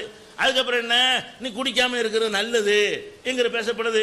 அப்புறம் ஒட்டு மொத்தமாக தடுக்கப்படுதுன்னு வந்தா இது எதுவும் கடைசியா சொன்ன சட்டம், அது ஏன் முரண்பாடுங்கிறீங்க? கடைசியா சொன்ன இந்த சூழ்நிலை இப்படிதான் சொல்லணும். அப்ப மனிதனுடைய நிலைமைக்கு தகுந்த சட்டங்களை போடுவது சொன்னா இது வந்து கடவுளுடைய ஞானத்தினுடைய குறைபாடா? அப்ப எந்த நேரத்தில் எதை செய்ய மனுஷனுக்கு இயலுமோ அதை சொல்வது வந்து கடவுளுடைய பலவீனமா? மனுஷன் அந்த மாதிரி பலவீன நிலையில இருக்கிறான் என்பதை படைத்தவன் விளங்கி கொண்ட காரணத்தினால தான் எந்தெந்த நேரத்தில் என்னென்னத்தை சொல்லலாங்கிறத இஸ்லாம் சொல்லுகிறது. இது முரண்பாடு ஆகுமா? அதுக்கு நான் உதாரணம் காட்டினதை கூட என்ன செய்யறாரு, இதைத்தான் நீங்கள் சொல்வீர்கள், இதைத்தான் சொல்வீர்கள். அதுக்கு பதில் என்ன? இதைத்தான் சொல்வீர்கள் அதை சொல்ல மாட்டேன்னு நினைக்கிறாரு. அதைத்தான் சொல்லுவேன், ஆன்சர் பண்ணுங்க. ஒரு தாய் இருக்கிறா, ஒரு குழந்தைக்கு என்ன செய்வா, அவளுக்கு வந்து இறைச்சி கேட்டா இல்லைன்னு சொல்லுவா. 20 வயசானவனு இறைச்சி திங்கும்பா, நீ தானே இறைச்சி திங்க வேண்டாண்ட, அப்ப நீ தானே திங்க சொன்ன கேட்க இயலுமா? திங்க சொன்ன அந்த தாய்க்கு தெரியும் இப்ப இந்த குழந்தை திங்கிற தகுதியில் இல்லை, நாளைக்கு திங்கிற தகுதியில் வருங்கிறதும் தாய்க்கு தெரியும். அப்ப அந்த குழந்தைகிட்ட மாற்றம் ஏற்படும் பொழுது இறைச்சி சாப்பிட்டு சொன்னா அப்ப தாய்க்கு நாலேஜ் இல்லைன்னு அர்த்தமா? நாலேஜ் இருந்தாலும் அங்க ஏற்றுக்கொள்ற நிலையில அந்த சட்டம் போடக்கூடிய மக்கள் இருக்கணும் அப்படின்னு கவனித்து சொல்ற மாதிரி தானே இது இருக்குதுன்னு சொன்னா இதைத்தான் நீங்கள் சொல்வீர்கள் அப்படின்னா சொல்லாம விட்டுருவோமா? இதை சொன்ன பதில் சொல்லுங்க. இதுக்கு இந்த தாய் வந்து நாலேஜ் இல்லாதவன்னு சொல்லுவீங்களா? முரண்பட்டான்னு சொல்லுவீங்களா? நேற்று ஏன் குழந்தைய சாப்பிட வேணான்னு சொன்னேன், இன்னைக்கு ஏன் சாப்பிட சொல்றேன்னு கேட்பீங்களா? அப்படி சொன்னதுனால இவருக்கு அறிவை இல்லைன்னு சொல்லுவீங்களா? குழந்தையா இருக்கும் போது சாப்பிட வேணான்னு சொல்லும் போது அவளுக்கு தெரியும் 25 வயசு வந்து இதை சாப்பிட சொல்லுவோன்னு தெரியும். அவளுக்கு தெரிஞ்சுக்கிட்டு தான் சொல்றா, தெரியாதுன்னு அர்த்தம் வருமா? இதுல இருந்து ஒரு சட்டத்தை மக்களுக்கு ஏற்ற மாதிரி போட்டா நாளைக்கு என்ன தெரியாம போச்சுன்னு இருக்கிறீங்க, தெரியறலாம் சட்டமா போட முடியுமா? தெரிகிறது என்பது வேற, அந்த தெரிந்ததை எல்லாம் சட்டம் ஆக்குறது என்பது வேற. இந்த ஒரு விஷயத்தை சொன்னா அதுக்கு அவர் பதில் சொல்லாம இதைத்தான் நீங்கள் சொல்வீர்கள் என்பது பதிலா, இதைத்தான் நான் சொல்வேன் என்றால் அதுக்கு பதில சொல்லிட்டு போகணும். அதனால அவங்க பதில் சொல்லவில்லை, நான் பதில் சொல்லிட்டேன். பாயிண்ட் ஒன்னொன்னு எடுத்து வைக்க வேண்டியிருக்குது. ஒவ்வொரு முறையில் ஒரு பாயிண்ட் வைக்கணும்ல, அதுதான் வேகமா பையன். திருக்குரான் இறைவனுடைய வார்த்தைகளா அப்படின்றதுக்கு உண்மையிலேயே திருக்குரான்லேயே ஆதாரம் இருக்கு அப்படின்னு சொல்லி போட்டு சொல்றது நம்மளுடைய தரப்பு வாதம். அப்போ திருக்குரான் இறைவனுடைய வார்த்தைகள் தான் என்பதை நிரூபிக்கக்கூடிய பல அறிவியல் விஷயங்கள் திருக்குரான்ல இருக்கு. ஒன்று அவர் சொன்னார். ரெண்டாவது விஷயம் என்ன சொல்ல போறேன் அப்படின்னாக்கா, பிக் பேங் தியரியை பற்றி நேற்று நம்ம நல்ல விரிவாக பேசிட்டோம். அதனால இப்போ அந்த விரிவாக பேச வேண்டிய அவசியம் இல்லை, உங்களுக்கு ஏறத்தாழ அது நல்லா தெரிஞ்சிருக்கும் அப்படின்னு நினைக்கிறேன். இந்த பிக் பேங் தியரியில் இருக்கக்கூடிய விஷயம் என்ன அப்படின்னு கேட்டிங்கன்னா, தொடக்கத்தில் திடீர்னு ஒரு வெடிப்பு நிகழ்ச்சி உண்டாயிற்று. அந்த வெடிப்பு நிகழ்ச்சியிலிருந்து ஏராளமான ஆற்றல் வெளியே வந்துருச்சு. அந்த ஆற்றல் விரிய ஆரம்பிச்சு அந்த விரிந்திச்சன் ஏராளமான ஃபோர்ஸ் கிரிட்டிக்கல் ரேட் ஆஃப் வெலாசிட்டியில் அது அப்படியே விரிந்து செல்ல ஆரம்பித்ததன் காரணமாகத்தான் இந்த பேரண்டம் உருவாகியது அப்படின்றது பிக் பேங் தியரி ப்ரூஃப் பண்ணியிருக்கக்கூடிய சமாச்சாரங்கள். ரெண்டு விஷயம் இதில் கவனிக்கணும். ஒன்று, திடீர்னு வெளிப்பட்ட ஆற்றல். ரெண்டாவது, அந்த கிரிட்டிக்கல் ரேட் ஆஃப் வெலாசிட்டி, அதாவது மிக நிச்சயமாக மிக மிக அறிவு திறமையோடு நிர்ணயிக்கப்பட்ட ஒரு வேகம். அந்த வேகத்தில் தான் அந்த எக்ஸ்பேண்ட் ஆகிருக்குது. அந்த வேகத்தை விட சற்று குறைந்திருந்தா கூட இந்த கேலக்சி எல்லாம் உருவாகி இருக்காது. விளக்கத்தில் வேணா சொல்கிறேன், இப்போ டைம் இல்லை. அந்த ரேட்டில் போயில்லைனாக்கா அந்த கேலக்சிகள் உருவாகி இருக்காது. அந்த இதை அதே மாதிரி குறைஞ்சாலும் அதனால பிரச்சனைகள் ஏற்படும். அப்போ அந்த ரெண்டு விஷயம்தான். ஒன்று அந்த அமௌண்ட், இந்த ஆற்றலினுடைய அமௌண்ட், அதாவது ஆற்றல் எவ்வளவு தூரம் வந்திருக்குது, அந்த ஆற்றல் தான் முதல் சமாச்சாரம். ரெண்டாவது கிரிட்டிக்கல் ரேட் ஆஃப் வெலாசிட்டி. இந்த ரெண்டு விஷயங்கள் இது முதல்லயே குர்ஆன் சொல்ல வேண்டியது தானே. இன்னைக்கு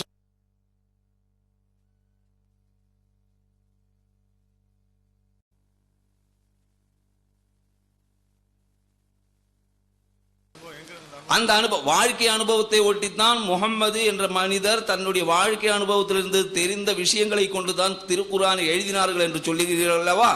அப்படின்னா இந்த மாபெரும் பேரண்டம் ஒரு ஆற்றலில் இருந்து வந்தது என்பதும், அந்த ஆற்றல் இப்பொழுதும் விரிவடைந்து கொண்டிருப்பதால் தான் இந்த பேரண்டம் நிலைத்திருக்கிறது என்பதும் முகம்மது நபிக்கு எந்த வாழ்க்கை அனுபவத்திலிருந்து தெரிந்து கொண்டார் என்பதற்கு பதில் கூறுங்கள். டைம் இருக்கா? இது எக்ஸ்பேண்டிங் யூனிவர்சிட்டி போடுங்க. எக்ஸ்பேண்டிங் யூனிவர்சிட்டி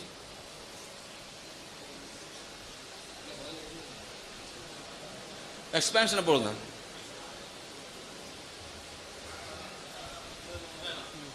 இது எக்ஸ்பேன்ஷன் ஆகக்கூடிய டைமென்ஷன்.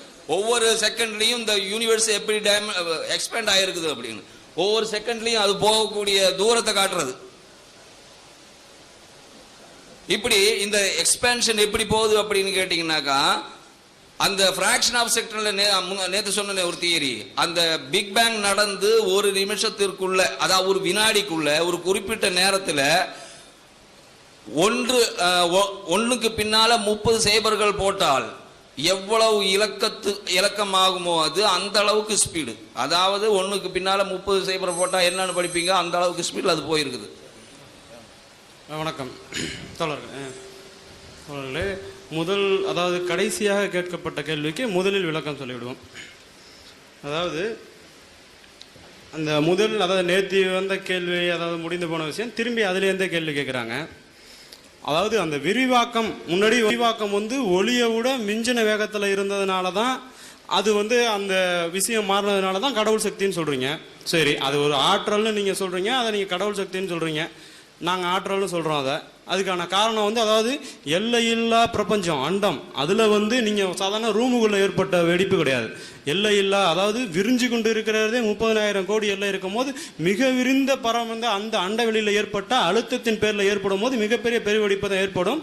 அந்த அந்த கண்ணுக்கு தெரியாத ஒரு விஷயத்திலிருந்து ஏற்பட்டது தான் ஏன்னா எல்லையில்லா அண்டவெளி. பூமி வேணா இந்த பேனா மாதிரி ஒரு இடத்துல ஏதோ இந்த கை இருக்குது, இந்த கையை சுற்றி இருக்கிறது தான் வெளி. இந்த கை இதுக்கு முந்தி இல்லை, ஆனால் அந்த வெளி இதுக்கு முன்னாடிலேருந்து இருந்துச்சு, இன்னும் இருந்துகிட்டு இருக்கு. வெளிக்கு வெளியில் என்ன இருக்குன்னு கேட்டே போக முடியாது. அப்போ வெளிக்கு வெளியில் என்ன இருக்கும்? 30 லட்சம் கோடி மைலுக்கு அப்புறம் இன்னொன்று இருக்குன்னு சொல்லுவீங்களா? அப்போ அந்த இடத்துல என்ன இருக்கு? அப்போ அது கேள்வி விரிஞ்சுக்கிட்டே போகும். அப்போ வெளி எப்பயும் இருந்துச்சு. அந்த வெளியில் ஏற்பட்ட காரண காரியமெல்லாம் ஏற்பட்ட ஒரு அழுத்தம், அந்த அழுத்தத்தை தான் ஆற்றல்னு நீங்கள் சொன்னீங்கன்னா, அந்த ஆற்றல் எங்கே இருக்குன்னு சொன்னீங்கன்னா அது அறிவியல் பூர்வமாக அதுக்கு எவ்வளோ சக்தி இருக்குங்கிறத நம்ம அறிவியல் பூர்வமாக ஆராய்ச்சி அதை சொல்லிவிடலாம். அதே மாதிரி ஒளியை விட மிஞ்சின வேகத்தில் போகுதுன்னு அதே அறிவியல் தான் சொல்லுது. அப்போ ஒளியோட மிஞ்ச முடியும் அறிவியல்னால. அந்த கருத்தை ஏன் ஏற்றுக்க மாட்டீங்க? மிஞ்சினதுனால தானே போணுச்சு. அப்போ அது அறிவியல் தானே. அப்போ ஒன்று இருக்குது அந்த மாதிரி. அப்போ மிஞ்ச முடியும், அதையும் ஏற்றுக்கணும். அதுக்கான முதல் விளக்கம். அப்புறம் உலகத்தை மட்டும்தான் அவர் குரானில் படித்ததான் நான் வந்து படிச்சுட்டு இருக்கேன். இன்னும் மேற்கொண்டு விளக்கம் வந்தால் கேட்டுப்போம். இந்த உலகத்தை வந்து பறந்து விரிச்சுக்கிட்டே பிறந்த பிரபஞ்சம் நேற்று யூனிவர்ஸ் நிறைய யூனிவர்ஸ்னு ஐயா சொன்னாங்க. அதில் வந்து நிறைய யூனிவர்ஸை படிச்சிருக்கேன். அந்த யூனிவர்ஸை நான் வந்து பறந்து விரிச்சுக்கிட்டே இருக்கேன்னா அவர் பர்டிகுலராக சொல்லலை, அனுமானத்தின் பேரில் சொல்லலாம். உலகத்தை தான் அவர் படைச்சதாக சொல்லியிருக்காரு. அதுவும் பூமியை வந்து மனிதன் வாழ்கிறதுக்காக நேரடியாக 3வது நாளே படைத்ததா 2வது நாளே படைத்ததாக சொல்லியிருக்கிறார். இது பல அவங்களே சொன்னாங்க ஒரு சமயத்தில், அதாவது எரிந்து கொண்டிருந்த பூமியிலிருந்து முதலையாக வரலன்னு பல கோடி வருஷம் எரிஞ்சுதுன்னு சொல்லி ஒரு இடத்துல சொன்னாங்க நேத்தி. அப்போ எரிஞ்சுக்கிட்டு இருந்ததெல்லாம் சொல்லலையே. வானத்தையும் பூமியும் உருவாக்க நேரடியாக சொல்லிட்டீங்க. வானமும் பூமியும் எப்போ வந்துச்சு? உடனே 3 நாளில் வந்துச்சா? அதுக்கப்புறம் நீண்ட விவாதமாக போயிடும். அது வேண்டாம். அந்த கேள்விக்கு பதிலாக அவங்க திரும்பி மறு விளக்கம் சொல்லிட்டோம். அப்புறம் வந்து முரண்பாடுக்கு புது விளக்கம் சொல்கிறாங்க அவங்க. முரண்பாடுனா என்ன? அதாவது ஒரே விபச்சாரத்துக்கு ஒரே மது அருந்துதலுக்கு உள்ள தண்டனை வந்து கால அவகாசத்தில் மாறுபடுது. அதை தான் சொல்கிறேன். ஒரே விபச்சாரத்துக்கு தானே புதுசு ஆண் விபச்சாரம் பெண் விபச்சாரம் நான் சொல்லியிருக்கீங்க. ஒரே பெண் விபச்சாரம், அது ஆண் செஞ்சாலும் பெண் செஞ்சாலும் ஒரே. அதாவது அவங்க குழந்தைக்கு சொல்ல, குழந்தைக்கு சாப்பாடு கொடுக்குற விஷயம் இல்லை. 3 வயசுல குழந்தைக்கும் 25 வயசுல சாப்பிட்ற விஷயம் இல்லை. அதாவது யார் விபச்சாரம் பண்ணுவா, யார் மது அருந்துவா? பெரிய மனிதர்கள் பண்ணுவாங்க அந்த விஷயத்தை. அதாவது வயது வந்தவர்கள், அவர்களுக்கு ஒரு சட்டம் போதும். ஏன் குழந்தைங்களுக்கு வேணா நீங்கள் சொல்லலாம் 3 வயசு குழந்தை 7 வயசு குழந்தைன்னு. வயது வந்தவர்களுக்கு ஏன் நீங்கள் வந்து மாற்றிக்கிட்டே இருப்பாங்களா? அந்த மாற்றம் மாதிரி வந்து அல்லாஹ்வுக்கு உட்பட்டது இல்லையா? 18 வயசில் அவங்க இவ்வளோ தூரம் யோசிப்பாங்களே, இதெல்லாம் செய்யாதீங்க அப்படின்னு சொல்லி அந்த ஆளுமை அவர் கூட புகுத்தக்கூடாதா? நான் முன்னாடியே சொன்ன மாதிரி ஒரு இலை கூட 14:9 நினைக்கிறேன். அதை நான் வந்து பர்டிகுலராக ஒன்றும் சொல்கிறதுனா சொல்கிறேன். ஒரு இலை கூட என்னுடைய அனுமதி இல்லாமல் கீழே விழுவதில்லை. மரத்திலிருந்து ஒரு விதை வந்து காஞ்சிருக்கா ஈரமாக இருக்காங்கிற அளவுக்கு அல்லாஹ்வுக்கு மனிதன் மேலே ஆளுமை இருக்கிறதா சொல்கிறீங்க. அந்த அளவுக்கு வாட்ச் பண்ணிட்டு இருக்கீங்க. அப்புறம் எப்படி நீங்கள் வந்து ஒரு சாதாரண ஒரு மனிதனுக்கு ஏன் 3 சட்டம் போடுறீங்க? முன்னாடி சொல்லுங்க. இப்படி நடக்கும்னு தெரியாதா? 18 வயசுல அடல்ட்ஸுக்கு தப்பு பண்ணாத, இதை செய்யாத, விபச்சாரம் பண்ணாத, பண்ணுனா இதான் சண்டம். திருடுனா கையை விட்டுனா அது நீங்கள் இப்போ திருடுனா இப்போ 3 மாதத்துக்கு முந்தி திருடுனா கையை விட்டு அதுக்கப்புறம் சுண்டு வரல விட்டு அப்படி மாற்றிக்கலையா? கையை விட்டுனா கையை விட்டு தானே. அதே மாதிரி தான் தண்டனை போடணும். ஏன் மாற்றுறீங்க அப்புறம் சட்டத்தை? இது நிறைய முரண்பாடு. நிறைய ஒரு முன்னுக்கு அதாவது முன்னால் அருளப்பட்ட வசனம் பின்னர் வந்து அருளப்பட்ட வசனத்தை மாற்றி விட்டது நீங்களே சொல்கிறீங்க. முரண்பாடு இல்லையா அது? ஏன் மாற்றுறீங்க? அதே குரானில் தானே சொல்லியிருக்கு. அதோட வசனத்தோட சொல்கிறோம். அதாவது ஒரு இடத்துல வேதம் என்ன சொல்லியிருக்குன்னா, அதாவது நான் வந்து ஒரு விதத்தில் மறந்திருந்தாலோ இல்லது இந்த வசனத்தை மாற்றியிருந்தாலோ இதை விட சிறப்பான வசனம் வந்து அருளப்படுறதுக்கு தான் நாங்கள் வந்து அதை எடுத்திருக்கோம் அப்படின்னு சொன்னால் என்ன இது ஏன் தெளிவில்லாமல் இருக்கிற மாதிரி எனக்கு தோணுதுங்க. நான் வந்து மதத்தை சாடுறதுக்கு வரலைங்க. எனக்கு நிறைய வேலை இருக்குது. அது என்னோடய வேலையும் இல்லை. நான் இதுக்கப்புறம் இது என்னோட முதல் மேடை. சாதாரணமாக ஒரு பொது விவாதத்தில் நண்பர்கள் கூட எனக்கு நிறைய முஸ்லீம் நண்பர்கள் அவங்க கூட பண்ண விவாதம் தான் இவ்வளோ பெருசுக்கு வந்துருச்சு. அவங்க இங்கே தான் உட்காந்துருக்காரு ஹாஜி முகமதுன்னு. அவர் நண்பர்களோட வாதம் பண்ணும்போது என்னை இவ்வளோ தூரத்துக்கு கொண்டு வந்துட்டாங்க. நான் உங்களுக்கு நான் இப்போ உங்களை பார்த்து பேசுறது கூட எனக்கு ஒரு இதாக இருக்குன்னா நான் வந்து ஏதோ எதிரான கருத்து சொல்லிக்கிட்டு இருக்க மாதிரியே இருக்குது. எனக்கு நான் படித்த நிறைய புத்தகத்தில் குரானும் ஒன்று, அதில் எனக்கு முரண்பாடு இருக்குது. முரண்பாடு அதை தான் நான் திரும்பி தெளிவுபடுத்திக்க தான் வந்திருக்கேன். நான் முரண்பாடு இருக்குது. அதை வந்து நீங்கள் உங்களோட மார்க்கத்தின் அடிப்படையில் மட்டும் எனக்கு விளக்கக்கூடாது, மனிதனை அடிப்படையில் விளக்கணும். நான் அதை புரிஞ்சிக்கணும். நீங்கள் திரும்பி நீங்கள் ஒரு குழுவாக இருங்க ஐயா. அதுதான் மனிதர்களுக்கு தேவை. குழுவாக தான் வாழ்ந்து வந்திருக்கிறோம். ஒவ்வொருத்தவனும் உணவு தேட வரும்போது குழுவாக தான் வந்தால் இப்படி நம்ம அதில் முரண்பாடே இல்லை. மனித நேயம்தான். நம்ம எல்லாரும் சிறப்பாக வாழணும்.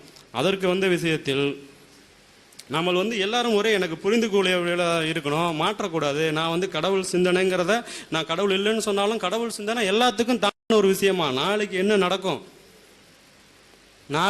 நடக்கும், நாளைக்கு எப்படி மனுஷன் மாறுவான், எல்லாத்துக்கும் சேர்ந்துன ஒரு விஷயமா இருக்கணும். அப்போ மாற்றிக்கிட்டே இருக்கக்கூடாது. அடிமை விஷயத்துலையும் சரி, மற்ற நிறைய விஷயங்கள் முரண்பாடு படிக்க முரண்பாடாகவே இருக்குது. அதை தான் நான் சொல்கிறேன். அப்புறம் முதல் அந்த விஷயத்தில் தேனிக்கு திரும்பி எதை சொன்னாங்க, அதாவது நீங்கள் அந்த மனிதன் சொல்லியிருக்கிற அந்த ஒரு விஷயமா தான் அதை நான் திரும்பி சொல்ல வரலாம். அதாவது உடனே மறுத்துட்டேன். நேற்று 1.5 மணி நேரம் வச்ச விவாதத்தை அவங்க 1 நிமிடத்தில் மறுக்கலாம். இதெல்லாம் கிராஃபிக்ஸு, நீங்கள் அதை பார்த்து ஏமாந்துடாதீங்க. மனுஷன் குரங்களே வந்தால் திரும்பி குரங்க மனுஷலே வந்தமே நம்ம பண்ணலான்னு சொல்லி அவங்க 1900 அந்த ஹெலன் டார்வினோ ஒருத்தர் இதுக்கு டார்வினுக்கு முன்னாடி இருந்த 1959 வருஷத்தில் இருக்கிற அதை வச்சு சொல்லும் போது 2009 நவீன ஜீனோம் டெக்னாலஜி வரைக்கும் வச்சு சொல்லி ஆராய்ச்சியை இதை நான் என்ன சொன்னேன்னா குறுக்கால ஏதோ கோபமாக சொன்னதாக சொல்கிறாங்க.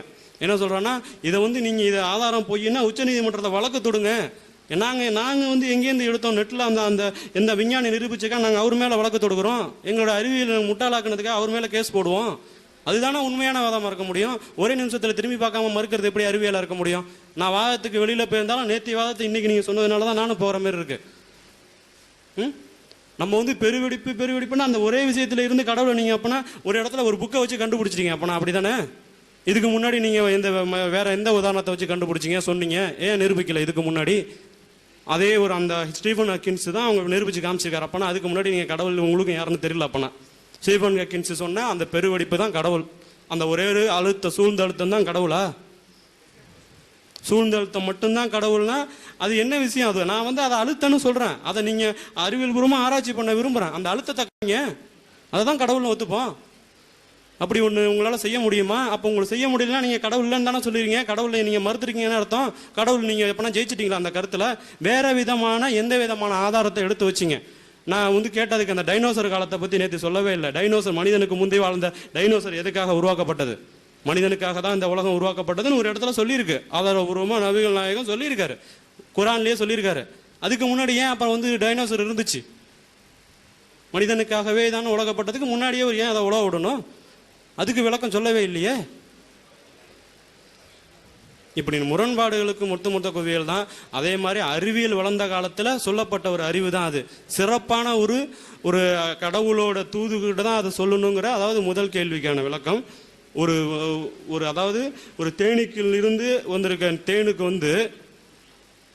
ஒரு சிறப்பான அறிவு இருக்கிறதல்ல. நிச்சயமாக அது தேன் அதாவது வெறுமனே உறிஞ்சினதை மட்டும் எடுத்து வச்சா வீணா போய்டுன்னு தெரியும். அதை உறிஞ்சி உள்ளே போய் அதுக்கு கெமிக்கல்லாம் வரும்போது தனித்தனியான உள்ள கோர்வைகள் நடக்குங்கிறத நீங்கள் அடிவெயிலேருந்து நீங்கள் எப்படியோ சொல்லியிருக்கலாம். அதை இது ஒரு அதாவது நேரடியாக அல்லாஹ் தான் சொன்னாருங்கிறதுக்கான இது இல்லை. அப்புறம் நேற்று கேட்கப்படும் போது அது நேரடியாக எப்படி சொன்னார், உருவம் இருக்கான்னு கேட்கறதுக்கு அதுக்கும் நேற்று சொல்லவே இல்லையே.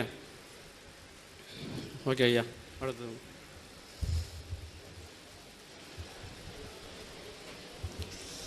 இப்போது தேனி படத்தை போட்டு காமிச்சாங்க. அதுக்கு 2 வயிறு இருக்குது. இதை முன்னாடியே குரானில் சொல்லியிருக்காங்க. அதை நாங்கள் வரவேற்கிறோம், அதை மறுக்கலை. அப்படி இருந்ததுன்னா மகிழ்ச்சி. ஏன்னா எந்த ஒரு மதத்தோட நூல் எடுத்தீங்கன்னாலும் அங்கங்கே இது மாதிரி கொஞ்சம் இருக்கும். இப்போ ராமாயணத்தில் பார்த்தீங்கன்னா ராமன் ஒரு அம்பை விட்டானா ஒரே செகண்டில் 1,00,000 இலையை பொத்துக்கிட்டு அந்த அம்பு அவன்கிட்ட வந்ததுன்னு இருக்குது ராவணனை கொல்லும்போது.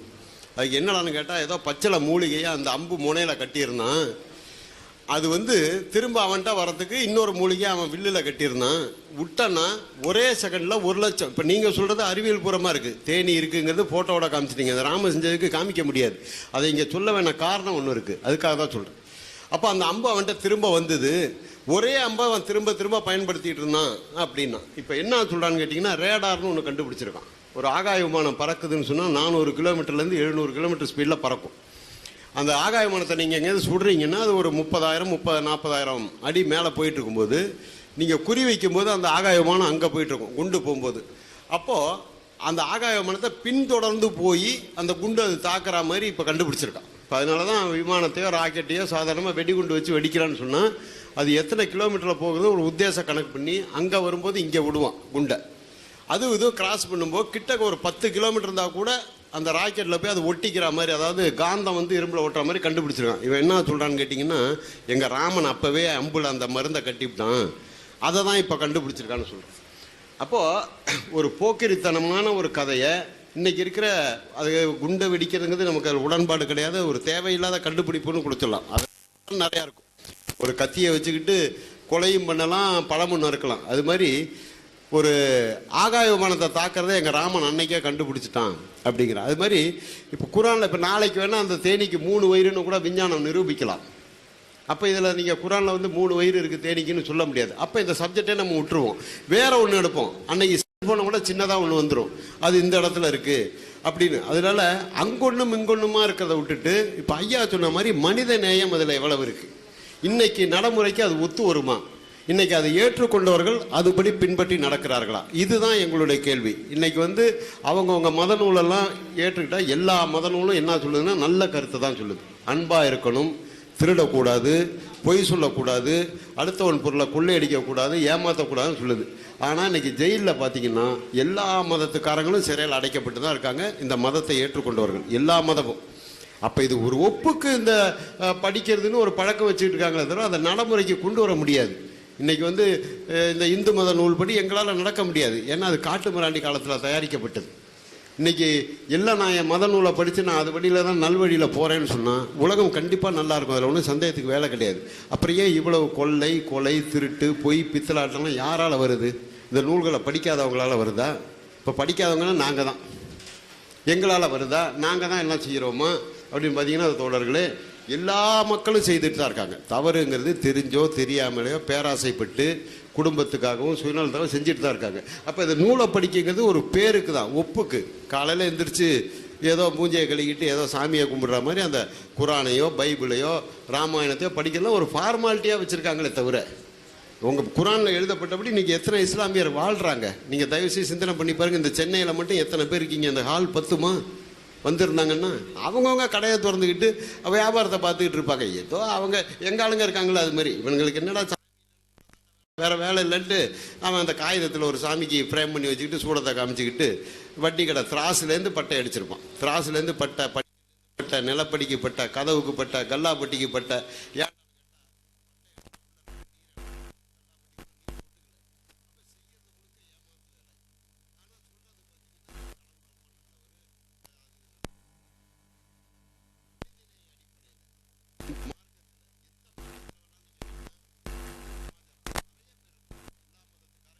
அப்போ நாங்கள் பேசும்போது அது வந்து எடுபடுமே தவிர ஒரு சாராரை வச்சுக்கிட்டு பேசுறதுங்கிறது ஏதாவது பேசும்போது உங்களுக்கு கூட கொஞ்சம் மனசு புண்படுத்துகிற மாதிரி இருக்கும். எங்களுக்கு கொடுக்கப்பட்ட வாய்ப்பு கடவுள் மறுப்பு, மத மறுப்பு.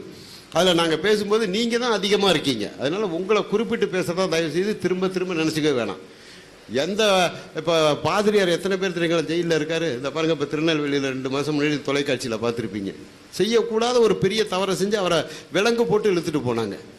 அது மாதிரி எல்லாம் அந்த இப்போ சங்கராச்சாரி 60 நாள் போய் கம்பி எண்ணிட்டு வரலையா, இந்து மத தலைவன் சொல்லிட்டு நான் பெரிய யோகியன்னு சொல்லிட்டு, அதனால அவங்களுக்கும் ஒழுக்கத்துக்கும் சம்மந்தம் கிடையாது, சும்மா போதிக்கிறதோட சரி. அதனால உண்மை என்னங்கிறது நீங்கள் தான் சிந்திக்கணும். ஏன்னா இது வந்து மூளையில் போடப்பட்ட விலங்கு. உங்கள் கையிலையோ காலிலையோ விலங்கு போட்டிருந்தா அதை நாங்கள் அவுத்து விட்டுறலாம்.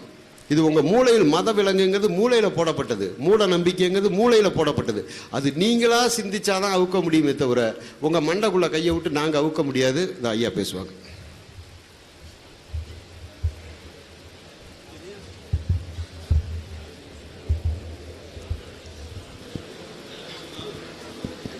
என்னுடைய வாதத்துக்கு முதல்ல அவர் பதில் சொன்னார். இறைவன் இருக்கின்றானா, இறைவன் இருக்கின்றானா என்ற தலைப்பிலே நாங்கள் பேச வந்தோம். குர்ஆன் இறைவன் செய்ததா என்ற தலைப்பிலே பேசும்படி எங்களை அழைக்கவில்லை. அதை நான் முதல்ல இறைவன் செய்தது அப்படி தள்ள அங்கே போர்டு போட்டிருக்காங்க, 3 பாயிண்ட் தான் கொடுத்து. சரி சரி சரி இருக்கலாம். ஆக நாங்கள் இறைவனை மறுப்பதற்கு தான் வந்தோம், முக்கியமாக வந்தது நாங்கள் அதுக்கு தான். ரெண்டாவது, இப்போ பிக் பேங் தியரி பற்றி ஐயா சொன்னார். பிறகு இதில் என்னன்னு கேட்டிங்கன்னா, திருக்குரான் மட்டுமல்ல, வேதங்கள் கூட என்ன சொல்லுதுன்னு கேட்டிங்கன்னா, ஏதாவது ஒரு அறிவியல் கண்டுபிடிப்பு ஒரு நிகழ்ச்சி ஏற்பட்டால் இது எங்களுடைய வேதத்திலே ஏற்கனவே சொல்லியிருக்கிறது என்று நிறைய பேசியிருக்கிறார்கள், சொல்லியிருக்கிறார்கள். அதற்கெல்லாம் ஆதாரங்களை எல்லாம் எடுத்துக்கொண்டிருக்கிறார்கள். அதே மாதிரி தான் உங்களுடைய இந்த வேதத்தில் அறிவியல் தொடர்பான செய்திகள் இருக்கின்றன என்று நீங்கள் சொல்லுவதன் மூலமாக அந்த வேதத்துக்கு மதிப்பை சேர்க்கிறீர்கள். ஆனால் இந்த அறிவியல் கண்டுபிடிப்புகள் எல்லாம் திருக்குர்ஆன் தோன்றுவதற்கு முன்னாலே வேறு வடிவங்களிலே இருந்தது என்று நம்ம சொல்ல முடியும். இப்போ ராமாயணத்தை எடுத்துக்கிட்டிங்கன்னா அதில் புஷ்ப விமானம்னு ஒன்று சொல்கிறான். கண்ணதாசன் பாடுவார், பறவையை கண்டான் விமானம் படைத்தான் சொல்லுவார். ஆக இந்த அறிவியல் கண்டுபிடிப்புகள் எல்லாம் இந்த டெலிபதின்னு ஒன்று சொல்லுவாங்க. அதாவது ஒருவர் மனதை மற்றொருவர் அறிவது, அதுக்கும் வந்தாச்சு. இப்போ அறிவியலில் வழி வந்தாச்சு. இப்படி அறிவியல் முன்னேற்றங்கள் ஏற்பட்டு கொண்டிருக்கும் பொழுது அந்த அறிவியல் முன்னேற்றங்கள் எல்லாம் எங்களுடைய வேதங்களிலே இருக்கிறது என்று சொல்லுவதன் மூலமாக உங்கள் வேதத்துக்கு பெருமை சேர்க்கிறீர்கள். ஆனாலும் உங்களுடைய வேதம் 1400 வருடங்களுக்கு முன்னால் தான் எழுதப்பட்டது. அதற்கு முன்னாலேயே ராமாயணம் இருக்கிறது, அதற்கு முன்னாலேயே மகாபாரதம் இருக்கிறது, அதற்கு முன்னாலேயே பல்வேறு விதமான புராணங்கள் எல்லாம் இருக்கின்றன. புராணங்கள் எல்லாம் வரலாறு என்று நாங்கள் ஒப்புக்கொள்ள மாட்டோம். ஆனால் புராணங்கள் வரலாற்றை அடிப்படையாக கொண்டு எழுதப்பட்டது. இன்னும் சரியாக சொல்ல போனால் இந்த பிக் பேங் தியரி பற்றி குர்ஆன் சொல்லுவதாக நீங்கள் சொல்லுகிறீர்கள். 1380 வருடங்களுக்கு முன்னால் எழுதப்பட்டது. ஆனால் 2500 வருடங்களுக்கு முன்னால் எழுதப்பட்ட பரிபாடலில் இதே பிக் பேங் தியரி சொல்லியிருக்கிறாங்க. நீங்கள் எடுத்து படிச்சுப்பாங்க. ஆக நாங்கள் எங்களுடைய வாதம் என்ன என்று சொன்னால், ஏற்கனவே உள்ளவைகளை எல்லாம் இதுக்கு பின்னால் வந்தது, உங்களுடைய வேதம் பின்னால் வந்தது என்பதால் முன்னால் வந்த அறிவியல்களை உங்களுடைய வேதத்திலே இழைத்துக் கொண்டிருந்தால் அதில் வேய்ப்பு இருக்க முடியாது அல்லவா? அதுதான் எங்களுடைய வாதம்.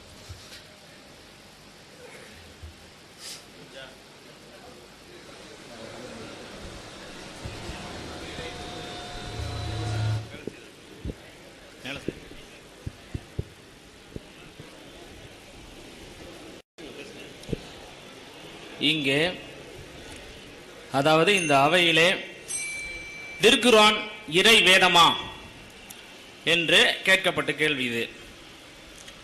இறை வேதம்தான் என்று நீங்கள் ஆணித்தனமாக சொல்ல வேண்டும். ஒரு இறை வேதம் என்று இருக்க வேண்டுமானால் நேற்று அல்ல, இன்று மட்டுமல்ல, நாளையும் அது, அதாவது இந்த பிரபஞ்சம் அழியும் வரை இறை வேதத்தில் சொல்லப்பட்ட அனைத்து விஷயங்களும் முன்னதாகவே சொல்லப்பட்டிருக்க வேண்டும். முன்பு ஒன்று, அதாவது முன்னாடி 1400 வருடங்களுக்கு முன்பு சொல்லப்பட்ட ஒரு விஷயம், அப்போது வந்த நபிகளுக்கு அறிவு எப்படி எட்டப்பட்டதோ அந்த அறிவுக்கு உட்பட்டு தான் அந்த கருத்தை நாங்கள் சொல்கிறோம், சொல்லி இருக்கிறார்கள் என்று சகோதரர் ஆரம்பத்தில் சொல்லி இருந்தார். ஆனால் இப்போது நிறைய மாற்றங்கள் இருக்கிறது. இந்த நிறைய மாற்றங்களை அதில் அந்த திருக்குர்ஆனில் சொல்லப்பட்டிருக்க வேண்டும் அல்லவா? அப்படியானால் அது எப்படி இறை நூலாக இருக்க முடியும்? இறைவன் இருக்கிறான் என்று நீங்கள் ஏற்றுக்கொண்டு விட்டீர்கள் என்றால், அதே போல திருக்குர்ஆன் இறை நூல், இறை வேதம்தான் என்று நிச்சயமாக நீங்கள் ஏற்றுக்கொண்டே இருக்க வேண்டும். அது கடைசி வரை கடைபிடிக்க வேண்டும். இந்த கடைபிடித்தல் தன்மை மாற்றி மாற்றி கருத்துக்களை, பரிமாற்றங்களை இடையில் ஒன்று விட்டு கடைசியில் ஒன்று விட்டு அடுத்தடுத்து வரக்கூடிய வரவை விட்டு இப்ப தேனியை வச்சு நீங்க பேசுனீங்க. ஓகே, தேனியில அந்த ஒரு சப்ஜெக்டை மட்டும் சொல்லிட்டா அடுத்து வரக்கூடிய சப்ஜெக்டுகள்லாம் இருக்கு இல்லையா? அடுத்தடுத்து ஆரம்பிச்சு அடுத்த முடிவுகள்ல வரும்போது அப்ப கடைசி எல்லைக்கு உட்பட்ட அனைத்து விஷயங்களையும் அந்த இறைவேதத்தில் நீங்கள் சொல்லப்பட்டிருக்கணும். ஏன் அதை சொல்லப்படல? அப்ப அங்க முரண்பாடுகள் இல்லை என்று ஏற்றுக்கொள்ளப்பட வேண்டும் தானே?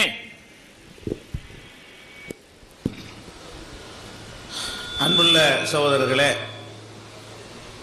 அதாவது இப்போ 3 சகோதரர்களும் சேர்ந்து 4 பேரும் சேர்ந்து சில பதில்களை சொல்லியிருக்கிறாங்க.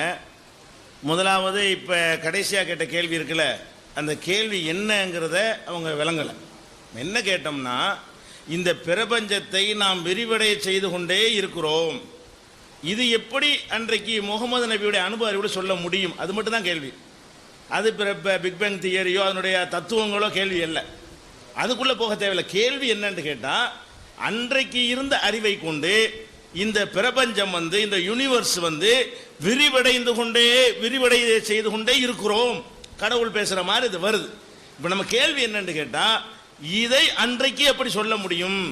அதுக்கு பதில் சொல்லாமல் வெற்றிவேந்தன் என்ன சொல்கிறாருன்னு கேட்டால், இந்த பிக் பேங் தியரிக்குள்ளே போய் அதுக்குள்ளே போய் வேறு விஷயங்களை சொல்லிகிட்டு இருக்கிறார்.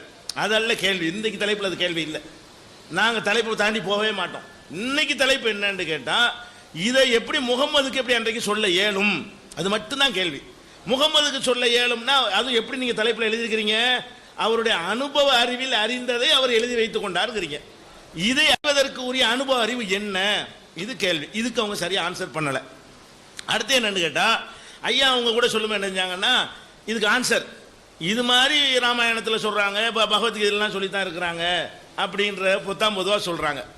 அப்போ ராமாயணத்திலையும் பகவத்கீதையிலையும் சொன்னதை அந்த ஐயாவும் சொன்னாங்க. ரெண்டு ஐயாவும் என்ன சொன்னாங்கன்னா, அதுக்கு இருக்குத்தனமாக எழுதியிருக்கிறான், இது தெளிவாக இருக்குன்னு அவர் சொல்லிட்டார். தேனி விஷயம் தெளிவான வார்த்தைகளால் இருக்கிறது. அதாவது புஷ்பக விமானம் என்கிறதை வைத்துக்கொண்டு விமானத்தை நிரூபிக்க இயலுமா? அது ஒருத்தருக்கு அற்புதமாக நிகழ்ந்த சம்பவமாக சொல்லப்படுகிறது. இது தேனின்னு நீங்கள் கண்ணுக்கு முன்னாடி பார்த்துக்கிட்டு இருக்கிற தேனியில் இப்படி இருக்குதுன்னு சொல்லுது, நீங்கள் போய் அந்த தேனியை பார்க்குறீங்க. இந்த மாதிரி பகவத்கீதையில் ராமாயணத்தில் இருக்குதா? அவன் சில சம்பந்தம் இல்லை, துண்ணூறு போடுறது கூட ஒரு தத்துவம் சொல்லுவான், நீரெல்லாம் உறிஞ்சிருமா. அதெல்லாம் இவங்க சொல்லக்கூடிய தத்துவம் பொருந்தாதுன்னு நீங்களே பதில் சொல்லிட்டு போயிடுறீங்க. அந்த மாதிரி இதுக்குன்னு சொல்லுங்க பதில். அவர்கள் சொல்லும்போது ராமாயணத்தில் அறிவியல் இருக்குன்னு சொல்லும்போது அதுக்கு எப்படி நீங்கள் ஒரு ஆன்சர் அங்கே சொல்லி பொய்ன்னு சொல்வீர்களோ, பகவத்கீதையில் இந்த விஞ்ஞானம் இருக்குன்னு சொல்லும் பொழுது அதெல்லாம் பொய்ன்னு எப்படி மேடை போட்டு நீங்கள் பேசுனா கேட்டிருக்கிறோம், அந்த மாதிரி சொல்வீர்களோ, இது பொய், இது என்ன பெரிய விஷயம்னு சொல்லணும்ல. அதுதான் நீங்கள் சொல்ல வேண்டிய பதிலா. அவன் தப்பா சொல்றதை கொண்டாந்து சரியா சொல்றதோட மேட்ச் பண்றது என்ன நியாயம்?